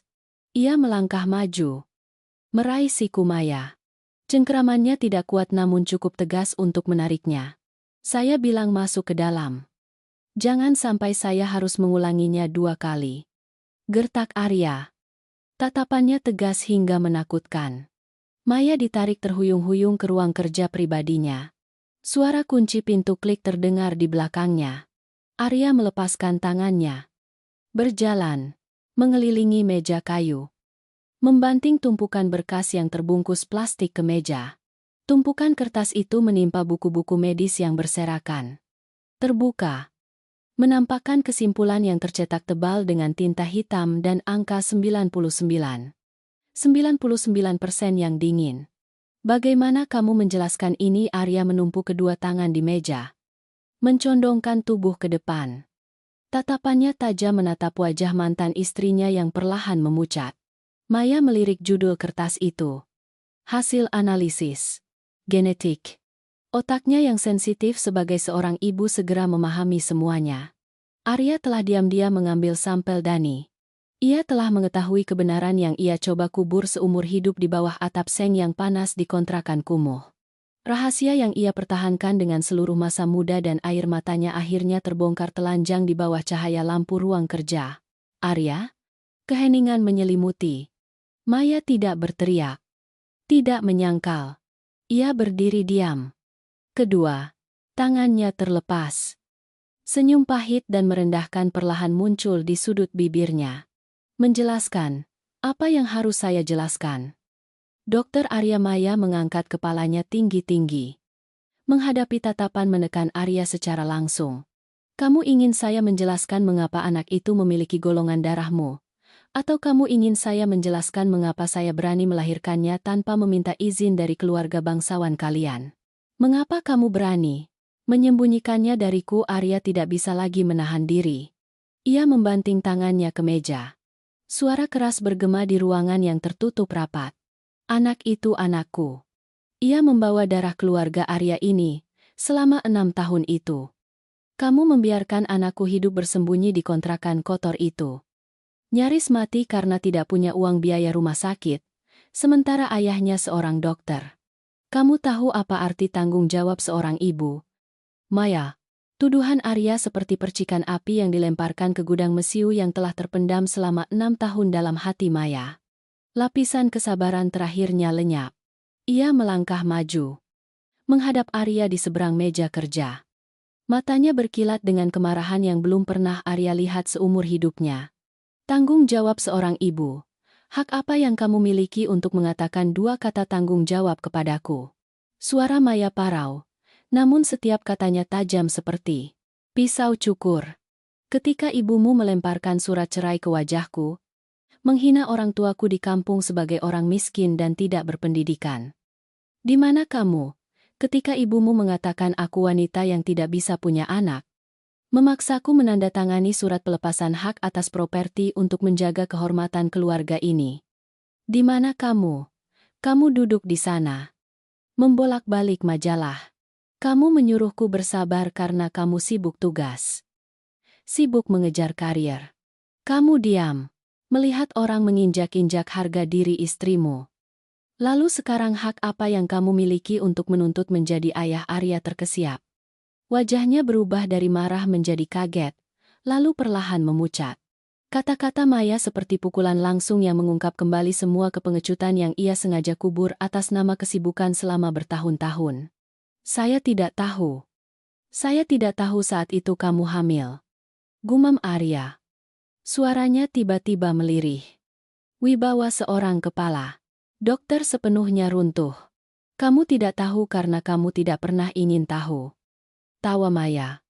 Tawa serak yang mengandung rasa sakit menusuk tulang seorang wanita yang telah melewati neraka. 3 minggu setelah keluar dari rumah itu. Saya tahu saya hamil. Saya pernah berdiri di depan pintu rumah sakit ini. Melihat kamu keluar dari mobil dengan gagah. Dikelilingi banyak orang yang menyapa. Saat itu saya sadar. Jika saya melangkah maju menggandeng tanganmu, anakku akan tumbuh menjadi apa? Ia akan menjadi anak yang menerima belas kasihan ibumu. Setiap hari diingatkan bahwa ibunya adalah pemeras. Dan ia akan memiliki ayah yang pengecut. Selalu memalingkan punggung setiap kali keluarga menghadapi badai. Saya lebih memilih anakku makan nasi dengan kecap. Hidup di kontrakan beratap seng yang miskin. Namun ia bisa mengangkat kepala sebagai manusia. Daripada harus menerima uang kotor dari belas kasihan keluarga Arya. Dani, anakku. Ulang Arya dengan suara lemah. Kedua tangannya gemetar hebat. Ia menatap lembar tes DNA. Angka 99. 99% saat ini bukan lagi kebanggaan ilmiah. Itu adalah vonis yang mencap kegagalan menyedihkan seorang pria. Ia menyelamatkan seluruh dunia namun membiarkan mantan istrinya hamil sendirian. Pindah ke kawasan industri. Membiarkan putranya menderita kelaparan dan kejang di tengah malam musim dingin. Ia memakai marga ibunya. Namanya Arya Dani. Tapi kata Arya itu dari badai. Tidak ada hubungannya dengan marga Arya yang bangsawan itu, teriak Maya. Air mata kesal dan pahit mengalir deras. Selama 6 tahun itu. Saya sendirian menggendong anak ke rumah sakit. Saya sendirian memikul air. Mengumpulkan setiap rupiah untuk persalinan. Ketika anak saya demam tinggi tidak ada uang membeli obat. Kamu di mana? Kamu sibuk operasi. Sibuk menerima amplop. Sibuk menjadi dokter hebat yang dipuji orang. Kan sekarang melihat ia selamat. Kamu ingin menggunakan kertas ini untuk merebutnya. Saya beritahu kamu, Arya. Kecuali saya mati. Kalau tidak, jangan ada yang berani menyentuh sehelai rambut pun anak saya. Badai hati Maya menyapu ruang jaga. Meninggalkan kenyataan yang telanjang dan hancur. Arya berdiri membeku di belakang meja kerja. Kebanggaan seorang pria sukses. Harga diri seorang dokter terhormat yang selama ini ia jaga tiba-tiba hancur berkeping-keping menjadi potongan-potongan kecil yang konyol. Ia menatap wanita di depannya. Wanita yang dulu memiliki kulit halus. Tangan lembut yang pernah ia janjikan akan ia lindungi seumur hidup. Kini dipenuhi kapalan dan kurus hingga menyakitkan. Ketidakpedulian, kepengecutannya, dan kekejaman keluarganya telah menggerogotinya hingga menjadi seperti ini. Rasa penyesalan yang mendalam datang terlambat. Mencekik dada Arya hingga ia merasa lebih sulit bernapas daripada saat menghadapi operasi gagal napas akut. Ia tidak bisa membela diri. Juga tidak bisa menggunakan uang atau status untuk menutupi kekosongan 5 tahun kehidupan anak itu tanpa ayah. Arya perlahan melangkah keluar dari belakang meja kerja. Setiap langkahnya berat seperti memikul batu. Ia berhenti di depan Maya. Menatap lurus ke wajahnya yang berlinang air mata dan penuh kebencian. Dalam sekejap, saat waktu seolah berhenti, dokter kepala bangsal yang sombong di rumah sakit terkemuka itu, tiba-tiba berlutut di depan mantan istrinya. Maya terkejut mundur selangkah. Matanya membelalak melihat tindakan tak terduga Arya. Arya berlutut di sana. Kedua tangannya terlepas di lantai ubin dingin ruang jaga. Ia menundukkan kepala. Bukan untuk memohon pengampunan. Karena ia tahu luka yang telah ia derita tidak bisa dihapus dengan permintaan maaf yang hampa. Ia berlutut karena rasa malu pada dirinya sendiri. Lutut yang ditekuk seorang pria yang menyadari telah kehilangan hal-hal paling berharga dalam hidup hanya karena pengecut di hadapan keluarga. Saya salah. Maya, kata Arya. Suaranya tercekat. Air mata pria yang terlambat menetes ke lantai. Saya tidak pernah bermaksud merebut anak itu darimu. Saya tidak pantas. Saya hanya... Suara alarm dari lorong rumah sakit tiba-tiba berdering nyaring. Memotong suasana mencekik di dalam ruang jaga. Mengumumkan kasus gawat darurat baru yang baru saja tiba. Memaksa Arya untuk berdiri dan kembali ke kenyataan. Namun lutut yang ditekuk itu telah secara resmi meruntuhkan tembok es 6 tahun di antara mereka berdua. Suara sirine ambulans di halaman berbunyi sebentar lalu. Berhenti. Meninggalkan keheningan yang mengerikan di ruang jaga. Arya berdiri dari lantai dingin. Ia tidak menyeka jejak air mata yang masih tersisa di pipinya. Hanya diam-diam mengambil berkas tes DNA. Melipatnya rapi lalu memasukkannya ke dalam saku jas putihnya. Tindakan berlutut tadi tidak mengurangi rasa malunya. Hanya sementara waktu mengakhiri badai di antara ia dan Maya untuk membuka pintu lain yang langsung menuju ke pusat badai. Ia keluar dari ruang jaga. Maya tidak mengikutinya. Ia langsung berjalan menuju kamar rawat Dani. Punggungnya yang kurus namun tegak seperti pohon duri yang membela diri di hutan belantara. Arya berdiri memandang Senya sebentar lalu ia berbalik tegas menuju area parkir rumah sakit. Hari sudah mulai terang. Embun pagi menyelimuti dedaunan pohon beringin tua di halaman. Ia harus kembali ke rumah itu. Kembali ke asal mula semua tragedi 6 tahun lalu untuk menghadapi wanita yang telah membentuk hidupnya dan juga yang telah mendorong istri dan anaknya ke jalan buntu. Mobil melaju di tengah kabut tebal kota di pagi hari. Arya mengemudi dengan naluri yang mati rasa. Tangannya mengepal erat pada setir hingga sendi-sendi jarinya berderak. Otaknya dipenuhi gambaran-gambaran yang kontras. Di satu sisi adalah kontrakan beratap seng yang panas terik yang baru saja dijelaskan Maya. Di sisi lain adalah villa 3 lantai mewah yang penuh bau, uang dan kemunafikan keluarganya. Ia telah hidup terlalu lama dalam selubung kemewahan yang diciptakan ibunya. Hingga kehilangan kompas empati. Mobil berhenti di depan gerbang besi tempa dengan ukiran klasik villa keluarga Arya. Rumah itu masih sama. Mewah, agung, dan dingin di bawah sinar matahari pagi yang belum sepenuhnya muncul. Bau mawar impor di halaman bercampur dengan embun, menciptakan aroma bangsawan yang menyesakkan.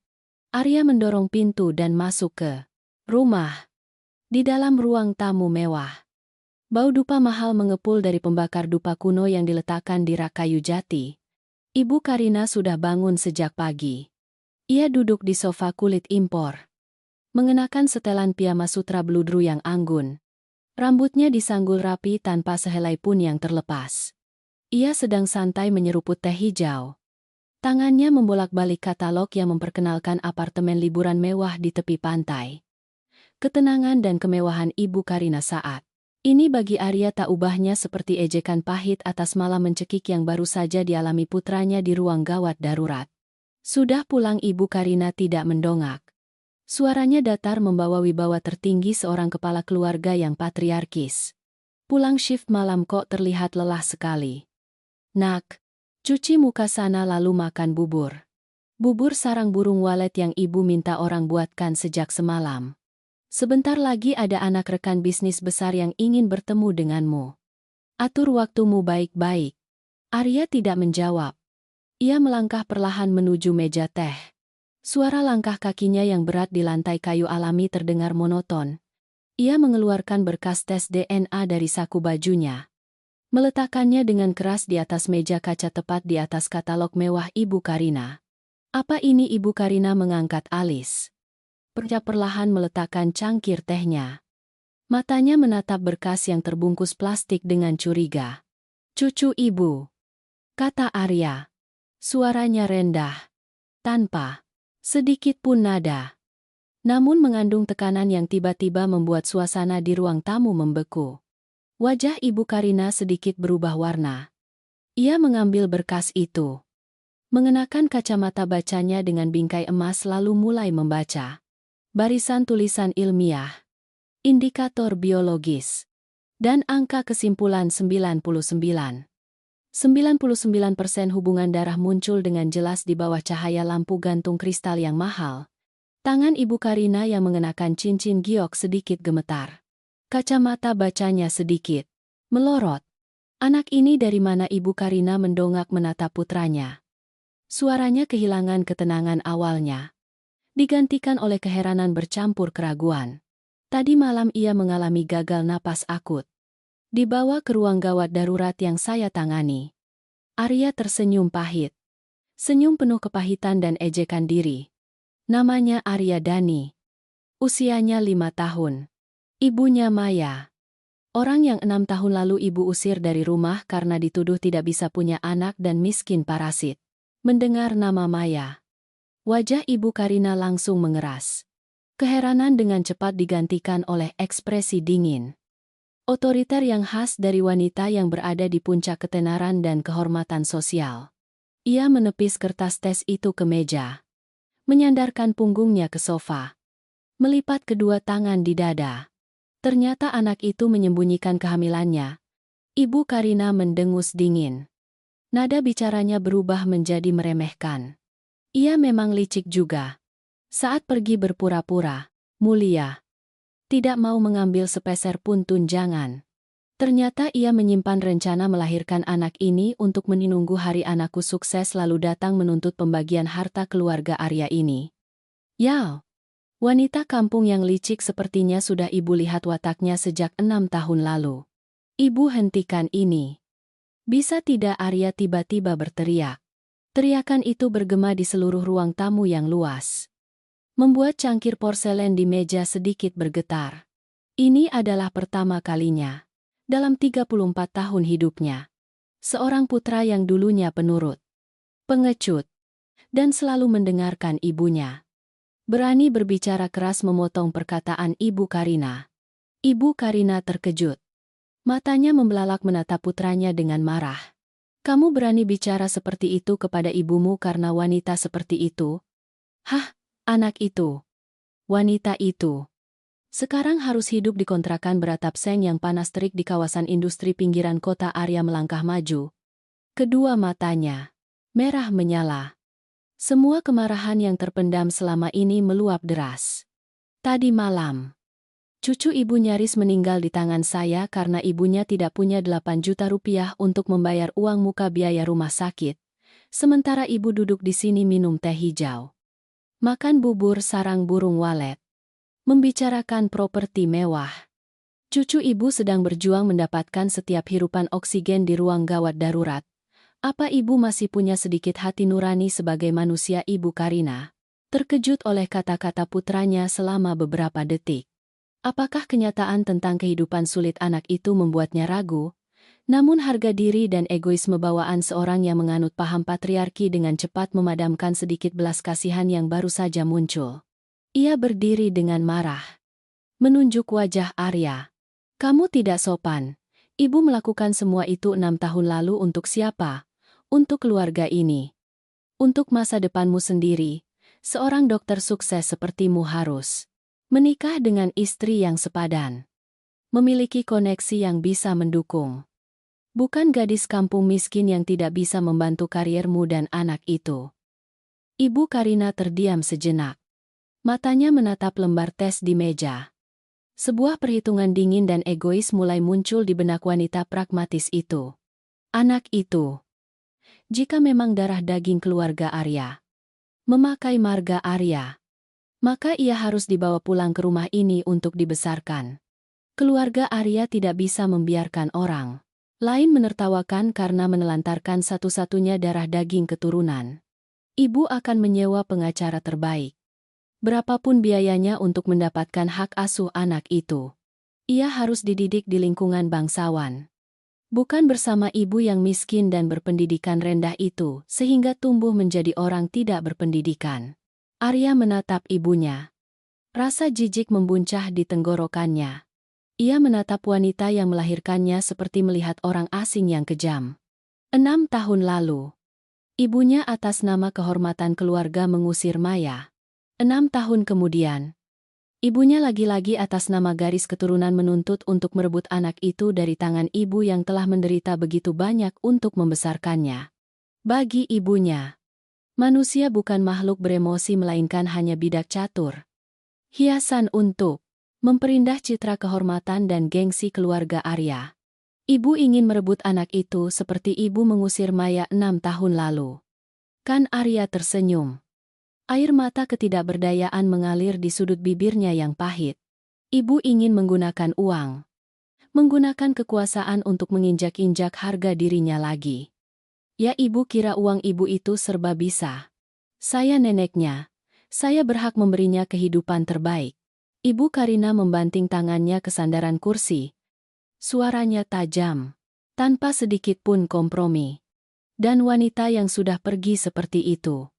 Berikan saja uang kompensasi beberapa miliar. Ia pasti akan melepaskan. Wanita miskin melarat seperti dia. Apa yang ia tahu tentang masa depan seorang anak? Saya beritahu ibu. Arya berdiri tegak. Matanya menatap lurus ke mata ibunya yang tajam, namun dingin. Suaranya tidak lagi berteriak. Datar dan dingin seperti gunung es. Jika ibu berani menggunakan trik apapun untuk campur tangan, mengancam, atau menghina Maya dan Dani, saya akan mengajukan surat pengunduran diri dari rumah sakit ini segera. Saya akan melepaskan seluruh hak waris villa ini. Melepaskan semua kehormatan kosong yang ibu paksakan kepada saya selama bertahun-tahun. Saya akan pindah keluar. Pindah ke kontrakan reot itu untuk tinggal bersama istri dan anakku. Dan ibu akan kehilangan satu-satunya putra ini selamanya. Ibu silakan saja hidup kesepian hingga tua dengan tumpukan harta kotor dan harga diri ibu itu. Pernyataan tegas Arya seperti sambaran petir yang langsung menghantam kepala ibu Karina. Ia mundur setengah langkah. Wajahnya yang bangsawan tiba-tiba memucat. Bibirnya gemetar tidak bisa berkata-kata. Ia tidak pernah berpikir putranya yang selalu patuh dan pengecut akan berani secara terbuka menentang dan melepaskan diri dari pengaruhnya dengan begitu kejam. Arya tidak menunggu jawaban ibunya. Ia berbalik dan berjalan pergi. Punggungnya tegas dan lurus. Tanpa sedikit pun keraguan seperti malam, ia memalingkan wajahnya 6 tahun lalu. Pintu besar tertutup dengan keras. Meninggalkan ruang tamu yang dipenuhi bau dupa mahal namun dingin. Munafik seperti kuburan. Mengubur nilai-nilai sakral ikatan darah. Sinar matahari pagi hari mulai menembus jendela-jendela besar gedung bangsal anak. Menyinari lantai ubin yang telah dibersihkan dengan sapuan cahaya kuning keemasan yang hangat. Setelah konfrontasi sengit yang mengguncang pondasi keluarga di villa keluarga Arya, Arya kembali ke rumah sakit dengan masih mengenakan jaket yang dipenuhi embun pagi. Ia tidak kembali ke ruang kerja pribadinya. Juga tidak pergi menemui rekan-rekan kerjanya di shift baru. Kakinya dengan tegas menuntunnya langsung menuju kamar rawat Dani. Anak itu sudah dipindahkan ke bangsal anak sejak subuh berkat prioritas perawatan yang Arya telah atur secara diam-diam sebelum pergi. Kamar rawat inap ini tenang, dipenuhi cahaya alami dan memiliki semua peralatan medis canggih. Jauh berbeda dengan suasana mencekik di ruang tindakan di lantai 2 tadi malam. Melalui jendela kecil di pintu kayu, Arya melihat Maya duduk di tepi ranjang. Ia masih mengenakan jaket windbreaker usang. Rambutnya yang acak-acakan diikat asal-asalan dengan karet gelang. Dengan hati-hati menggunakan handuk kecil yang basah untuk mengusap lembut dahi anaknya yang masih berkeringat. Anak itu sudah bangun. Matanya yang bulat, hitam pekat berkedip-kedip, menatap ibunya dengan kepercayaan mutlak. Pemandangan ketenangan dan kasih sayang ibu itu membuat langkah Arya terhenti. Ia merasa seperti orang asing yang berani masuk ke wilayah suci yang bukan untuknya. Arya dengan lembut mendorong pintu dan masuk. Suara kecil itu membuat Maya terkejut. Ia menoleh. Senyum lembut yang ia berikan kepada anaknya langsung menghilang dari wajahnya yang kurus, digantikan oleh kewaspadaan dingin dan jarak. Ia tidak berdiri berteriak seperti di ruang jaga beberapa jam sebelumnya. Keheningan Maya saat ini bahkan lebih menakutkan. Itu seperti tembok es yang kokoh yang tidak bisa ditembus oleh alat apapun. Baik uang maupun ketenaran. Arya mendekat ke ujung ranjang pasien. Ia mengambil papan klip berisi rekam medis yang mencatat tanda-tanda vital Dani. Pura-pura sedang memeriksa profesional untuk menyembunyikan kebingungan yang membanjiri dirinya. Saturasi oksigen dalam darah sudah mencapai 96%. Bronkusnya berkurang. Kejangnya dengan jelas. Anak itu berkembang dengan sangat baik, kata Arya. Suaranya berusaha tetap tenang dan lembut. Maya tidak menjawab. Ia terus membungkuk, merapikan selimut anaknya. Menganggap kehadiran kepala dokter di depannya sebagai udara kosong yang tidak terlihat. Ketidakpeduliannya adalah hukuman yang lembut namun paling kejam yang menghantam harga dirinya. Tiba-tiba, anak di ranjang sedikit bergerak. Anak itu menatap lekat tangan Arya yang terlepas di samping pinggulnya. Di punggung tangan Arya yang kasar ada tahi lalat merah kecil tepat di samping sendi jari telunjuk. Dani berkedip-kedip lalu mengangkat tangan kecilnya, menunjuk tahi lalat yang persis sama di posisi yang sama di kulit halusnya. Om dokter, kok om punya tahi lalat di tangan sama persis dengan Dani? Mama bilang tahi lalat ini tahi lalat petak umpet. Cuma orang istimewa yang punya. Suara Dani terdengar jernih dan polos, memecah suasana mencekik di ruangan itu. Pertanyaan polos anak berusia 5 tahun itu seperti aliran listrik yang menjalar di tubuh Arya, membuat jantungnya mencelos dengan rasa sakit yang menusuk. Ia menatap anak itu, menatap tahi lalat merah kecil itu. Sebuah tanda genetik telanjang yang telah diam-diam diukir oleh alam di tubuh ayah dan anak itu sebagai bukti yang tak terbantahkan. Arya tanpa sadar berlutut di satu sisi ranjang agar tingginya sejajar dengan mata anak itu. Matanya yang merah menatap anak itu dengan semua rasa sakit seorang ayah yang telah melewatkan 5 tahun kehidupan anaknya. Benar. Ini tahi lalat istimewa, gumam Arya. Suaranya tercekat. Tangannya yang kasar gemetar, hendak menyentuh pipi merah anak itu. Namun di tengah jalan ia menariknya kembali karena takut membuat anak itu kaget. Karena Om dan Dani punya tali rahasia yang terhubung. Maya berdiri di samping. Seluruh tubuhnya membeku. Ia menatap lekat tangan Arya dan anaknya yang diletakkan berdekatan. Ketakutan yang luar biasa membuncah, mengalahkan semua kebencian. Kata-kata anak itu secara tidak sengaja membongkar kebenaran yang ia ingin kubur seumur hidup. Ia takut Dani akan menyadari sesuatu. Takut anak yang sensitif ini akan condong kepada pria kaya itu dan meninggalkan ibunya yang miskin ini. Maya dengan tegas melangkah maju, berdiri di antara pandangan Arya dan Dani. Tangannya memegang bahu anaknya, menarik anak itu mundur seperti tindakan kepemilikan mutlak. Dani lelah, perlu istirahat. Dokter, silakan keluar saja. Biar keluarga yang merawatnya, kata Maya. Suaranya tajam. Setiap katanya menusuk dan dingin. langsung menghantam hati Arya. Arya berdiri. Ia menatap dalam-dalam mata Maya yang penuh kepanikan dan kebencian. Memahami ketakutan yang melingkupinya. Ia tidak menyalahkan Maya. 6 tahun itu ia harus sendirian melewati terlalu banyak badai untuk melindungi anak ini. Kewaspadaannya saat ini sepenuhnya wajar. Ia tahu kepercayaan yang hilang 6 tahun lalu tidak bisa didapatkan kembali dengan beberapa tetes air mata atau sebuah lutut yang ditekuk di ruang jaga. Itu harus dibangun kembali dari reruntuhan puing-puing dengan ketulusan paling nyata dari seorang pria yang ingin menebus kesalahannya. Saya akan keluar sekarang. Nanti perawat akan membawakan bubur nutrisi untuk anak itu. Arya menunduk berkata lembut lalu perlahan keluar ruangan. Mengembalikan ketenangan kepada ibu dan anak itu. Hari-hari berikutnya. Rumah sakit terkemuka itu menyaksikan perubahan aneh pada dokter kepala bedah. Arya. Orang-orang tidak lagi melihatnya terjebak dalam operasi yang terus-menerus atau mengunci rapat pintu ruang kerjanya untuk membaca dokumen medis. Setiap kali shift berakhir atau ada waktu luang di antara operasi, Arya akan melepas jas putihnya, menggulung lengan bajunya, dan masuk ke dapur kecil kantin rumah sakit. Ia belajar sendiri cara memilih setiap butir beras yang bagus.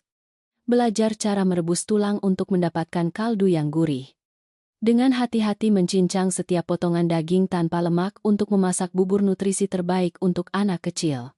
Pekerjaan yang sepanjang hidupnya sebagai bangsawan. Ia belum pernah menyentuhnya. Ketika ia membawa semangkuk bubur panas ke kamar pasien, ia tidak memberikannya sendiri, melainkan meminta perawat untuk membawakan kepada Maya. Hanya berdiri diam dari jauh, melalui jendela pintu melihat putranya makan dengan lahap. Tidak hanya itu, ia mulai belajar menjadi seorang ayah dari hal-hal terkecil. Ia membeli buku cerita bergambar yang sesuai untuk anak usia 5 tahun. Meminta perawat mengirimkannya ke kamar untuk Dani.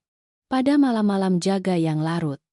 Ketika lorong bangsal anak sudah redup lampunya, Arya akan diam-diam masuk ke kamar pasien ketika ia tahu Maya sudah lelah dan tertidur pulas di kursi lipat di sampingnya. Ia dengan lembut duduk di samping ranjang, mengatur infus anaknya, belajar cara menyelimuti, merapikan bantal agar anak itu bisa tidur nyenyak. Suatu malam, Dani terbangun dengan samar karena batuk kering. Anak itu melihat sosok tinggi Arya duduk di sampingnya di bawah cahaya lampu tidur yang redup. Alih-alih takut, anak itu merasakan kehangatan dan keamanan yang aneh dari tangan kasar yang dengan lembut mengusap punggungnya. Om dokter. Om tidak pulang tidur om. Jaga malam pasti capek banget. Ya bisik Dani. Suaranya mengantuk. Arya tersenyum. Senyum langka yang menghangatkan wajahnya yang lelah. Ia membungkuk mendekatkan telinganya ke anak itu. Om tidak capek. Om di sini melindungi Dani agar Dani cepat sembuh lalu pulang ke rumah bersama Mama. Ya. Iya. Om. Om baik sekali seperti kakek peri di cerita Mama. Gumam anak itu lalu dengan cepat kembali tertidur pulas. Tangan kecilnya tanpa sadar menggenggam salah satu jari. Arya. Detik-detik jari Arya digenggam erat oleh tangan kecil putranya. Arya merasakan kehangatan menjalar langsung ke hatinya. Membersihkan sebagian rasa pahit dan bersalah yang selama ini ia rasakan. Ia hanya duduk diam seperti itu selama 3 jam. Tidak berani bergerak sedikit pun karena takut membangunkan anaknya. Maya bukan tidak menyadari perubahan Arya itu. Setiap pagi ia terbangun melihat semangkuk bubur hangat di meja. Melihat buku cerita bergambar baru di samping tempat tidur anaknya. Dan juga sisa kehangatan di selimut Dani. Ia tahu semua itu dilakukan oleh siapa. Ketahanan hatinya di hadapan ketulusan Arya mulai menunjukkan retakan kecil. Namun rasa sakit masa lalu dan ketakutan akan ibu mertua yang kejam tetap menjadi tembok es yang kokoh. Membuatnya menjaga jarak aman. Diam-diam mempersiapkan diri menyambut hari anaknya keluar dari rumah sakit untuk membawa anaknya pergi lagi. Memutuskan sepenuhnya ikatan takdir yang kejam ini. Memahami perasaan dan kegelisahan Maya.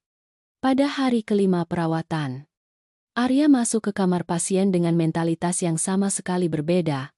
Ia tidak mengenakan jas putih. hanya mengenakan kemeja sederhana. Di tangannya memegang setumpuk dokumen dengan cap biru dari kantor pengacara. Ia meletakkan dokumen itu di meja kecil di sudut ruangan. Menatap lurus ke Maya dengan tatapan tulus. Tegas yang belum pernah ada sebelumnya. "Apa ini?" tanya. Maya dingin. Matanya penuh kewaspadaan menatap tumpukan kertas itu. "Ini adalah surat perjanjian hukum sepihak yang saya buat sendiri dan sudah disahkan oleh notaris." Arya menjelaskan perlahan.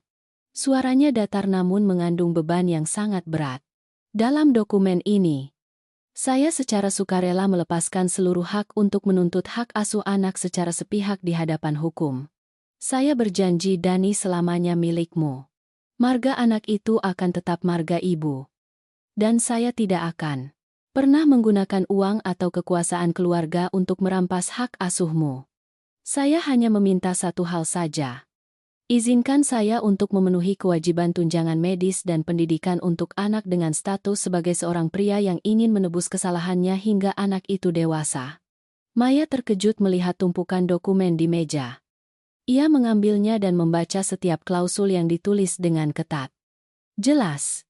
Sepenuhnya merugikan Arya dan melindungi dirinya secara mutlak. Seorang dokter terkemuka. Pewaris keluarga kaya. Justru dengan tangannya sendiri menulis surat perjanjian yang melepaskan senjata hukumnya sendiri di hadapan mantan istrinya yang miskin. Tindakan Arya ini sepenuhnya berada di luar semua perhitungan dan kewaspadaan Maya. Langsung menghantam bagian terdalam dari harga dirinya yang terluka. Ia mendongak menatapnya. Untuk pertama kalinya setelah 6 tahun perpisahan. Ia tidak melihat dalam mata pria itu keraguan atau belas kasihan lagi. Hanya tersisa keberanian dan ketulusan seorang ayah yang sedang menundukkan kepala meminta maaf di hadapan anaknya. Surat perjanjian hukum dengan klausul sukarela melepaskan hak asuh anak dari Arya masih tergeletak diam di meja kayu kecil di sudut kamar pasien. Itu seperti keheningan damai yang langka. Sedikit menenangkan luka-luka yang hancur setelah 6 tahun perpisahan. Namun hidup memang bukan sebuah danau yang tenang. Dan badai seringkali memilih tepat saat manusia baru saja sedikit membuka harapan untuk menyerang dengan lebih kejam dan tegas dari sebelumnya. Sekitar pukul 2 siang. Saat Dani baru saja tertidur pulas setelah suntikan antibiotik terakhir hari itu. Keheningan lorong bangsal anak tiba-tiba dipecah oleh suara langkah kaki tergesa-gesa dan suara bising yang tidak pantas di tempat yang membutuhkan ketenangan. Maya sedang mengupas apel untuk anaknya. Mendengar suara aneh itu lalu mendongak. Jendela kecil di pintu kamar pasien tiba-tiba tertutup oleh bayangan orang-orang tinggi besar. Mengenakan setelan jas hitam elegan namun memancarkan bau uang dan tekanan yang menyengat. Pintu terbuka dengan keras. Tanpa ketukan sopan. Ibu Karina masuk. Hari ini ia tidak mengenakan pakaian sutra mewah rumahan lagi. Melainkan mengenakan setelan jas tweed biru mewah. Kalung mutiara berkilauan di lehernya. Sepatu hak tingginya berbunyi kretak-kretak di lantai ubin penuh tantangan. Tepat di belakangnya adalah seorang pria parubaya membawa tas kerja kulit buaya. Yang hanya dengan melihat kacamata berbingkai emas dan wajahnya yang serius dan dingin, Maya langsung mengenali bahwa ia adalah pengacara profesional yang biasa menangani kasus sengketa harta orang-orang kaya. Di belakang mereka adalah 2 satpam besar yang berdiri berjaga di kedua sisi pintu kamar pasien seolah ingin memblokir semua jalan keluar masuk. Maya terkejut berdiri tegak. Pisau pengupas buah di tangannya nyaris jatuh mengenai kakinya. Matanya membelalak. Napasnya memburu. Saat berhadapan dengan wanita yang pernah menjadi mimpi buruk mengerikan selama 2 tahun menjadi menantunya, lapisan ketahanan yang ia bangun dengan susah payah selama 6 tahun di bawah atap seng kontrakan tiba-tiba terguncang hebat di hadapan ancaman telanjang ini. "Ibu. Ibu datang ke sini untuk apa?" Maya bertanya dengan nada parau. Berusaha menjaga suaranya agar tidak pecah karena ketakutan. Tangannya yang kurus tanpa sadar terangkat ke belakang. Menggenggam erat sisi ranjang seolah ingin melindungi putranya yang sedang tidur pulas. Ibu Karina dengan angkuh melirik berkeliling kamar pasien VIP yang dipenuhi cahaya matahari. Lalu berhenti pada wajah Maya yang kurus dan pucat. Sebuah dengusan pelan penuh ejekan keluar dari hidungnya yang mancung. "Jika saya tidak datang, Wanita licik sepertimu ini akan menggunakan anak itu untuk memeras anak saya sampai kapan? Hah? Ibu Karina melangkah maju berhenti beberapa langkah dari Maya. Bau parfum Prancis mahal menyengat, mengalahkan bau disinfektan di ruangan itu. 6 tahun lalu pergi dengan mulia. Yew. Ternyata menyimpan perut yang sedang hamil untuk dijadikan alat pemeras. Menunggu hari anak saya sukses lalu datang menuntut. Kan, memang mau dicuci bersih, bagaimanapun tetap saja bau perhitungan. Ibu tutup mulut. Maya gemetar hebat. Rasa malu dan sakit hati membuncah di tenggorokannya. Saya tidak pernah menuntut sepeser pun dari anak ibu. Tadi malam anak saya kritis. Ambulans sendiri yang membawanya ke sini. Saya sama sekali tidak tahu ia bekerja di tempat ini. Jangan ibu menuduh sembarangan. Kamu tidak perlu membela diri padaku. Ibu Karina mengangkat tangan yang mengenakan cincin giok. Dingin memotong perkataan Maya. Lalu sedikit mengangguk memberi isyarat kepada pria yang menemaninya. Pengacara itu segera maju.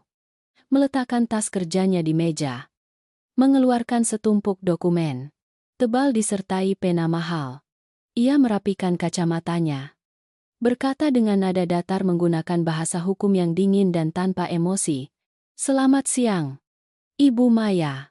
Saya adalah pengacara perwakilan hukum Ibu Karina dan keluarga Arya. Saat ini kami telah melengkapi berkas yang membuktikan kemampuan finansial dan kondisi pengasuhan Anda. Berdasarkan survei lapangan, Anda saat ini tinggal di kontrakan yang tidak memenuhi standar kesehatan di kawasan industri. Penghasilan tidak menentu dari pekerjaan serabutan. Tidak memiliki asuransi dan tidak mampu membayar biaya pendidikan dan kesehatan tingkat tinggi untuk anak kecil. Jika kasus ini dibawa ke pengadilan untuk persidangan hak asuh anak, dengan bukti hubungan darah langsung yang sudah ada, pengadilan pasti akan mencabut hak asuh Anda demi kepentingan terbaik anak itu. Setiap kalimat, setiap kata dari pengacara itu seperti palu godam yang menghantam langsung dada Maya. Membuatnya pusing hingga berdiri tidak stabil. Ketakutan terbesar. Kengerian terbesar seorang ibu tunggal miskin akhirnya menjadi kenyataan. Orang kaya menggunakan uang, hukum, dan kekuasaan untuk melegalkan perampasan. Ini adalah perjanjian sukarela penyerahan hak asuh dan perjanjian kerahasiaan informasi. Pengacara itu mendorong tumpukan kertas ke arah Maya.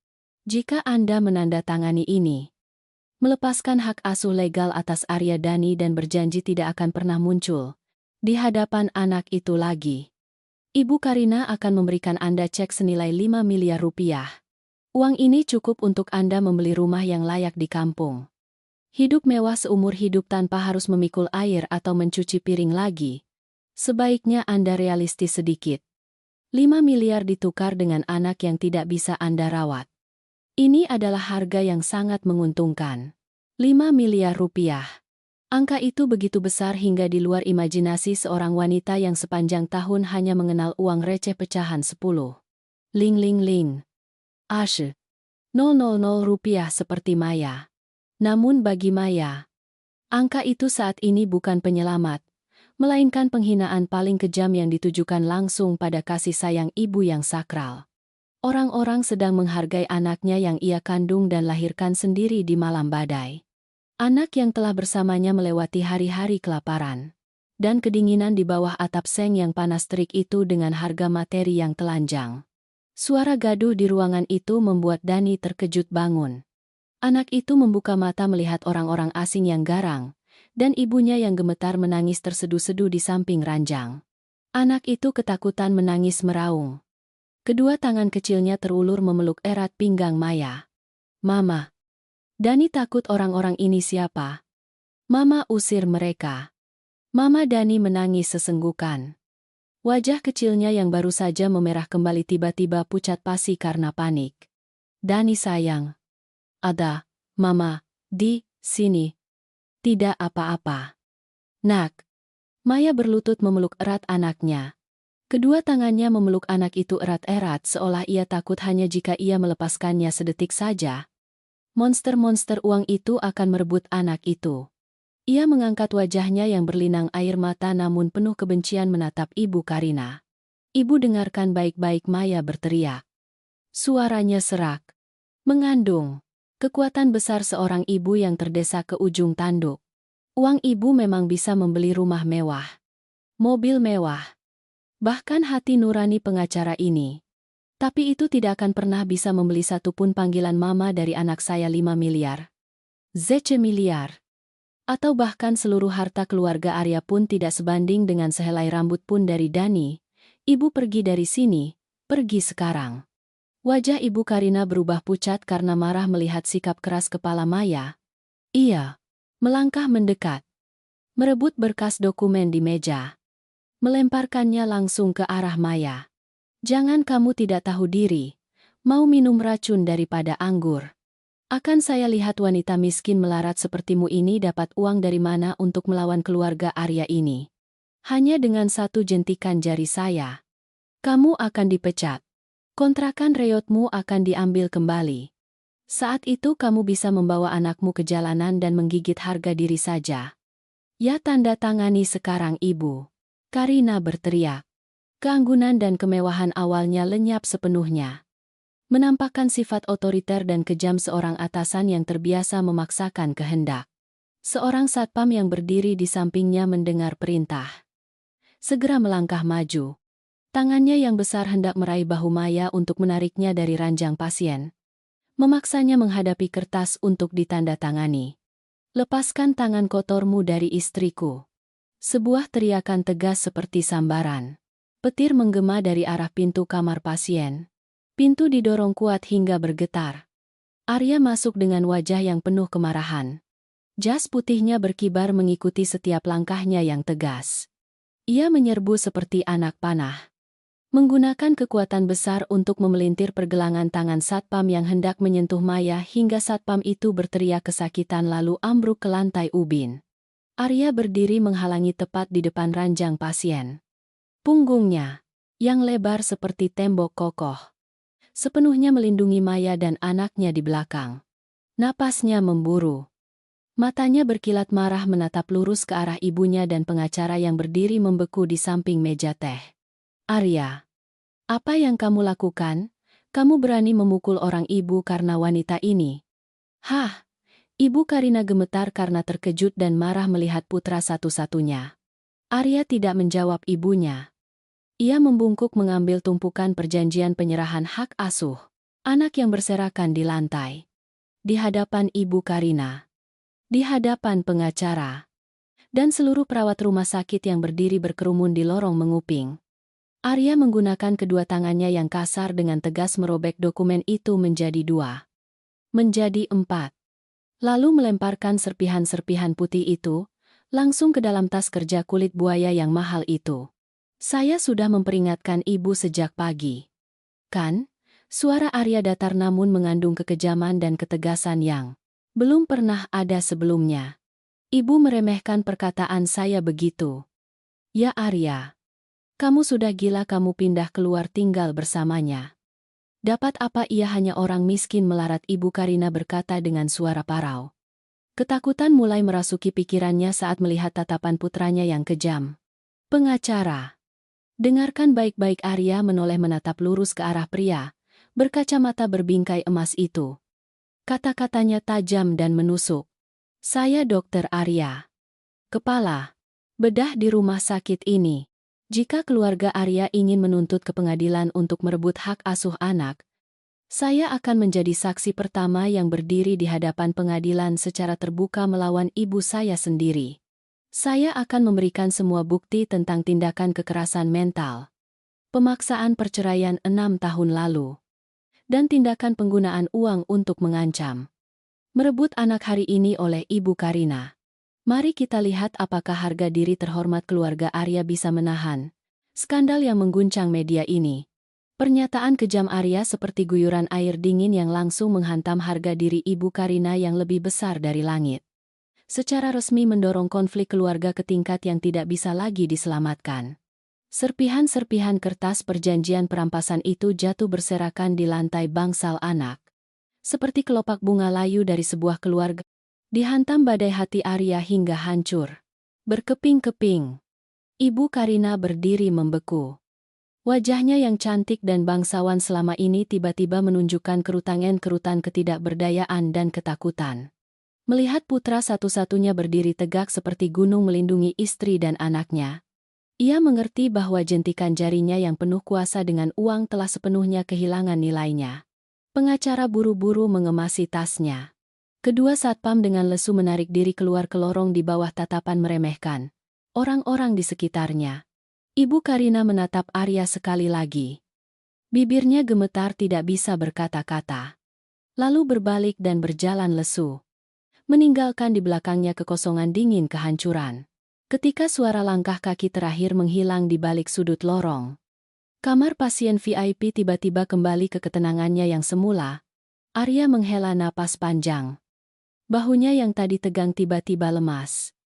Seluruh tubuhnya terasa pegal seperti baru saja melewati operasi yang sangat sulit.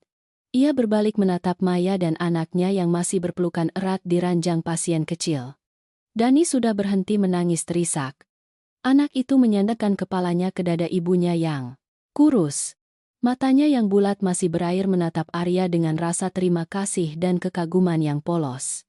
Maya mendongak menatapnya. Untuk pertama kalinya setelah 6 tahun perpisahan. Tatapannya tidak lagi mengandung kemarahan yang membara atau kewaspadaan yang defensif. Datar dan jernih seperti permukaan danau setelah badai namun mengandung pemahaman yang mendalam. Ia telah menyaksikan saat pria ini dengan tangannya sendiri merobek cek miliaran rupiah. Secara terbuka, menyatakan melepaskan harta dan kehormatan bangsawan untuk melindungi dirinya dan anaknya. Kepengecutan dan pelarian suami di masa lalu telah sepenuhnya mati di ruangan ini, memberi jalan bagi keberanian telanjang seorang ayah sejati. Terima kasih, Mas. Bisik Maya. Suaranya kecil hingga hampir larut dalam cahaya senja yang menembus jendela kaca. Dua kata terima kasih ini tidak lagi membawa jarak seorang keluarga pasien kepada dokter. Itu adalah pengakuan akan hutang budi yang baru saja Arya bayar dengan seluruh kehormatan hidupnya. Arya menggelengkan kepala. Ia duduk di kursi lipat di samping ranjang. Tangannya yang kasar saling menggenggam erat. Jangan berterima kasih kepadaku. Saya hanya melakukan apa yang seharusnya dilakukan seorang manusia normal 6 tahun yang lalu. 2 minggu setelah hari badai melanda bangsal anak, Dani secara resmi diperbolehkan pulang dari rumah sakit. Kesehatan anak itu pulih secara ajaib. Berkat protokol perawatan modern dan perawatan penuh kasih dari para dokter dan perawat. Namun perubahan terbesar bukan pada rekam medis melainkan pada kehidupan Arya. Ia menepati janji tegasnya kepada ibunya. Arya mengajukan pengunduran diri dari posisi kepala bedah di rumah sakit terkemuka kota. Melepaskan ruang kerja yang nyaman yang penuh dengan kemajuan karier dan pindah dari villa mewah keluarga Arya di pusat kota. Ia tidak membawa harta besar apa pun. Selain beberapa setelan pakaian sederhana, stetoskop medis yang familiar, dan sedikit tabungan dari gajinya sebagai modal. Arya memilih pindah ke pinggiran kota yang jauh. Sebuah kota kecil yang terletak di samping kawasan industri. Tempat Maya dan anaknya berlindung selama 5 tahun terakhir. Di sana, di samping jalan desa yang rindang dengan pohon akasia, Arya menyewa sebuah rumah sederhana. Merenovasinya menjadi klinik umum gratis bernama Bunga Pagi. Di tempat di mana para pekerja miskin harus bangun pagi untuk mencari nafkah, klinik dokter kepala bangsal dulu itu menjadi tempat berlindung yang damai. Ia memeriksa anak-anak yang kekurangan gizi di kontrakan secara gratis. Menjual obat tanpa keuntungan kepada para pekerja lansia yang menderita sakit sendi. Tidak ada lagi seminar-seminar mewah. Tidak ada lagi amplop tebal atau tundukan kepala penuh perhitungan dari kalangan atas. Arya menemukan kedamaian sejati dalam jiwanya ketika setiap hari ia bisa melihat senyum tulus orang-orang miskin. Dan yang terpenting, jarak geografis yang pendek antara klinik Arya dan kontrakan Maya telah memungkinkan ia untuk memenuhi kewajiban sebagai seorang ayah yang ia lewatkan selama 5 tahun kehidupan Dani. Hari ini adalah sore Sabtu di musim gugur. Cahaya matahari terbenam yang kekuningan dan hangat menyinari atap seng dinding bata tua di pinggir kota. Arya menyelesaikan pemeriksaan pasien terakhir hari itu. Ia dengan hati-hati membersihkan stetoskopnya, merapikan tumpukan catatan rekam medis lalu mengendarai sepeda motor lamanya menuju gang kecil yang mengarah ke rumah Maya. Itu bukan lagi kontrakan sempit 12 m kuadrat yang panas terik seperti oven seperti dulu. Dengan uang tunjangan yang sah dan transparan dari Arya sesuai dengan surat perjanjian, Maya telah pindah ke sebuah rumah kecil yang disewa sepenuhnya. Memiliki halaman kecil yang ditanami beberapa rumpun bunga pukul 4 dan pohon belimbing manis yang sedang musim berbunga ungu pekat. Maya juga tidak lagi harus mencuci piring sewaan atau berjualan minuman di pinggir jalan hingga kelelahan. Ia menerima pekerjaan sebagai agen distributor pakaian jadi di rumah.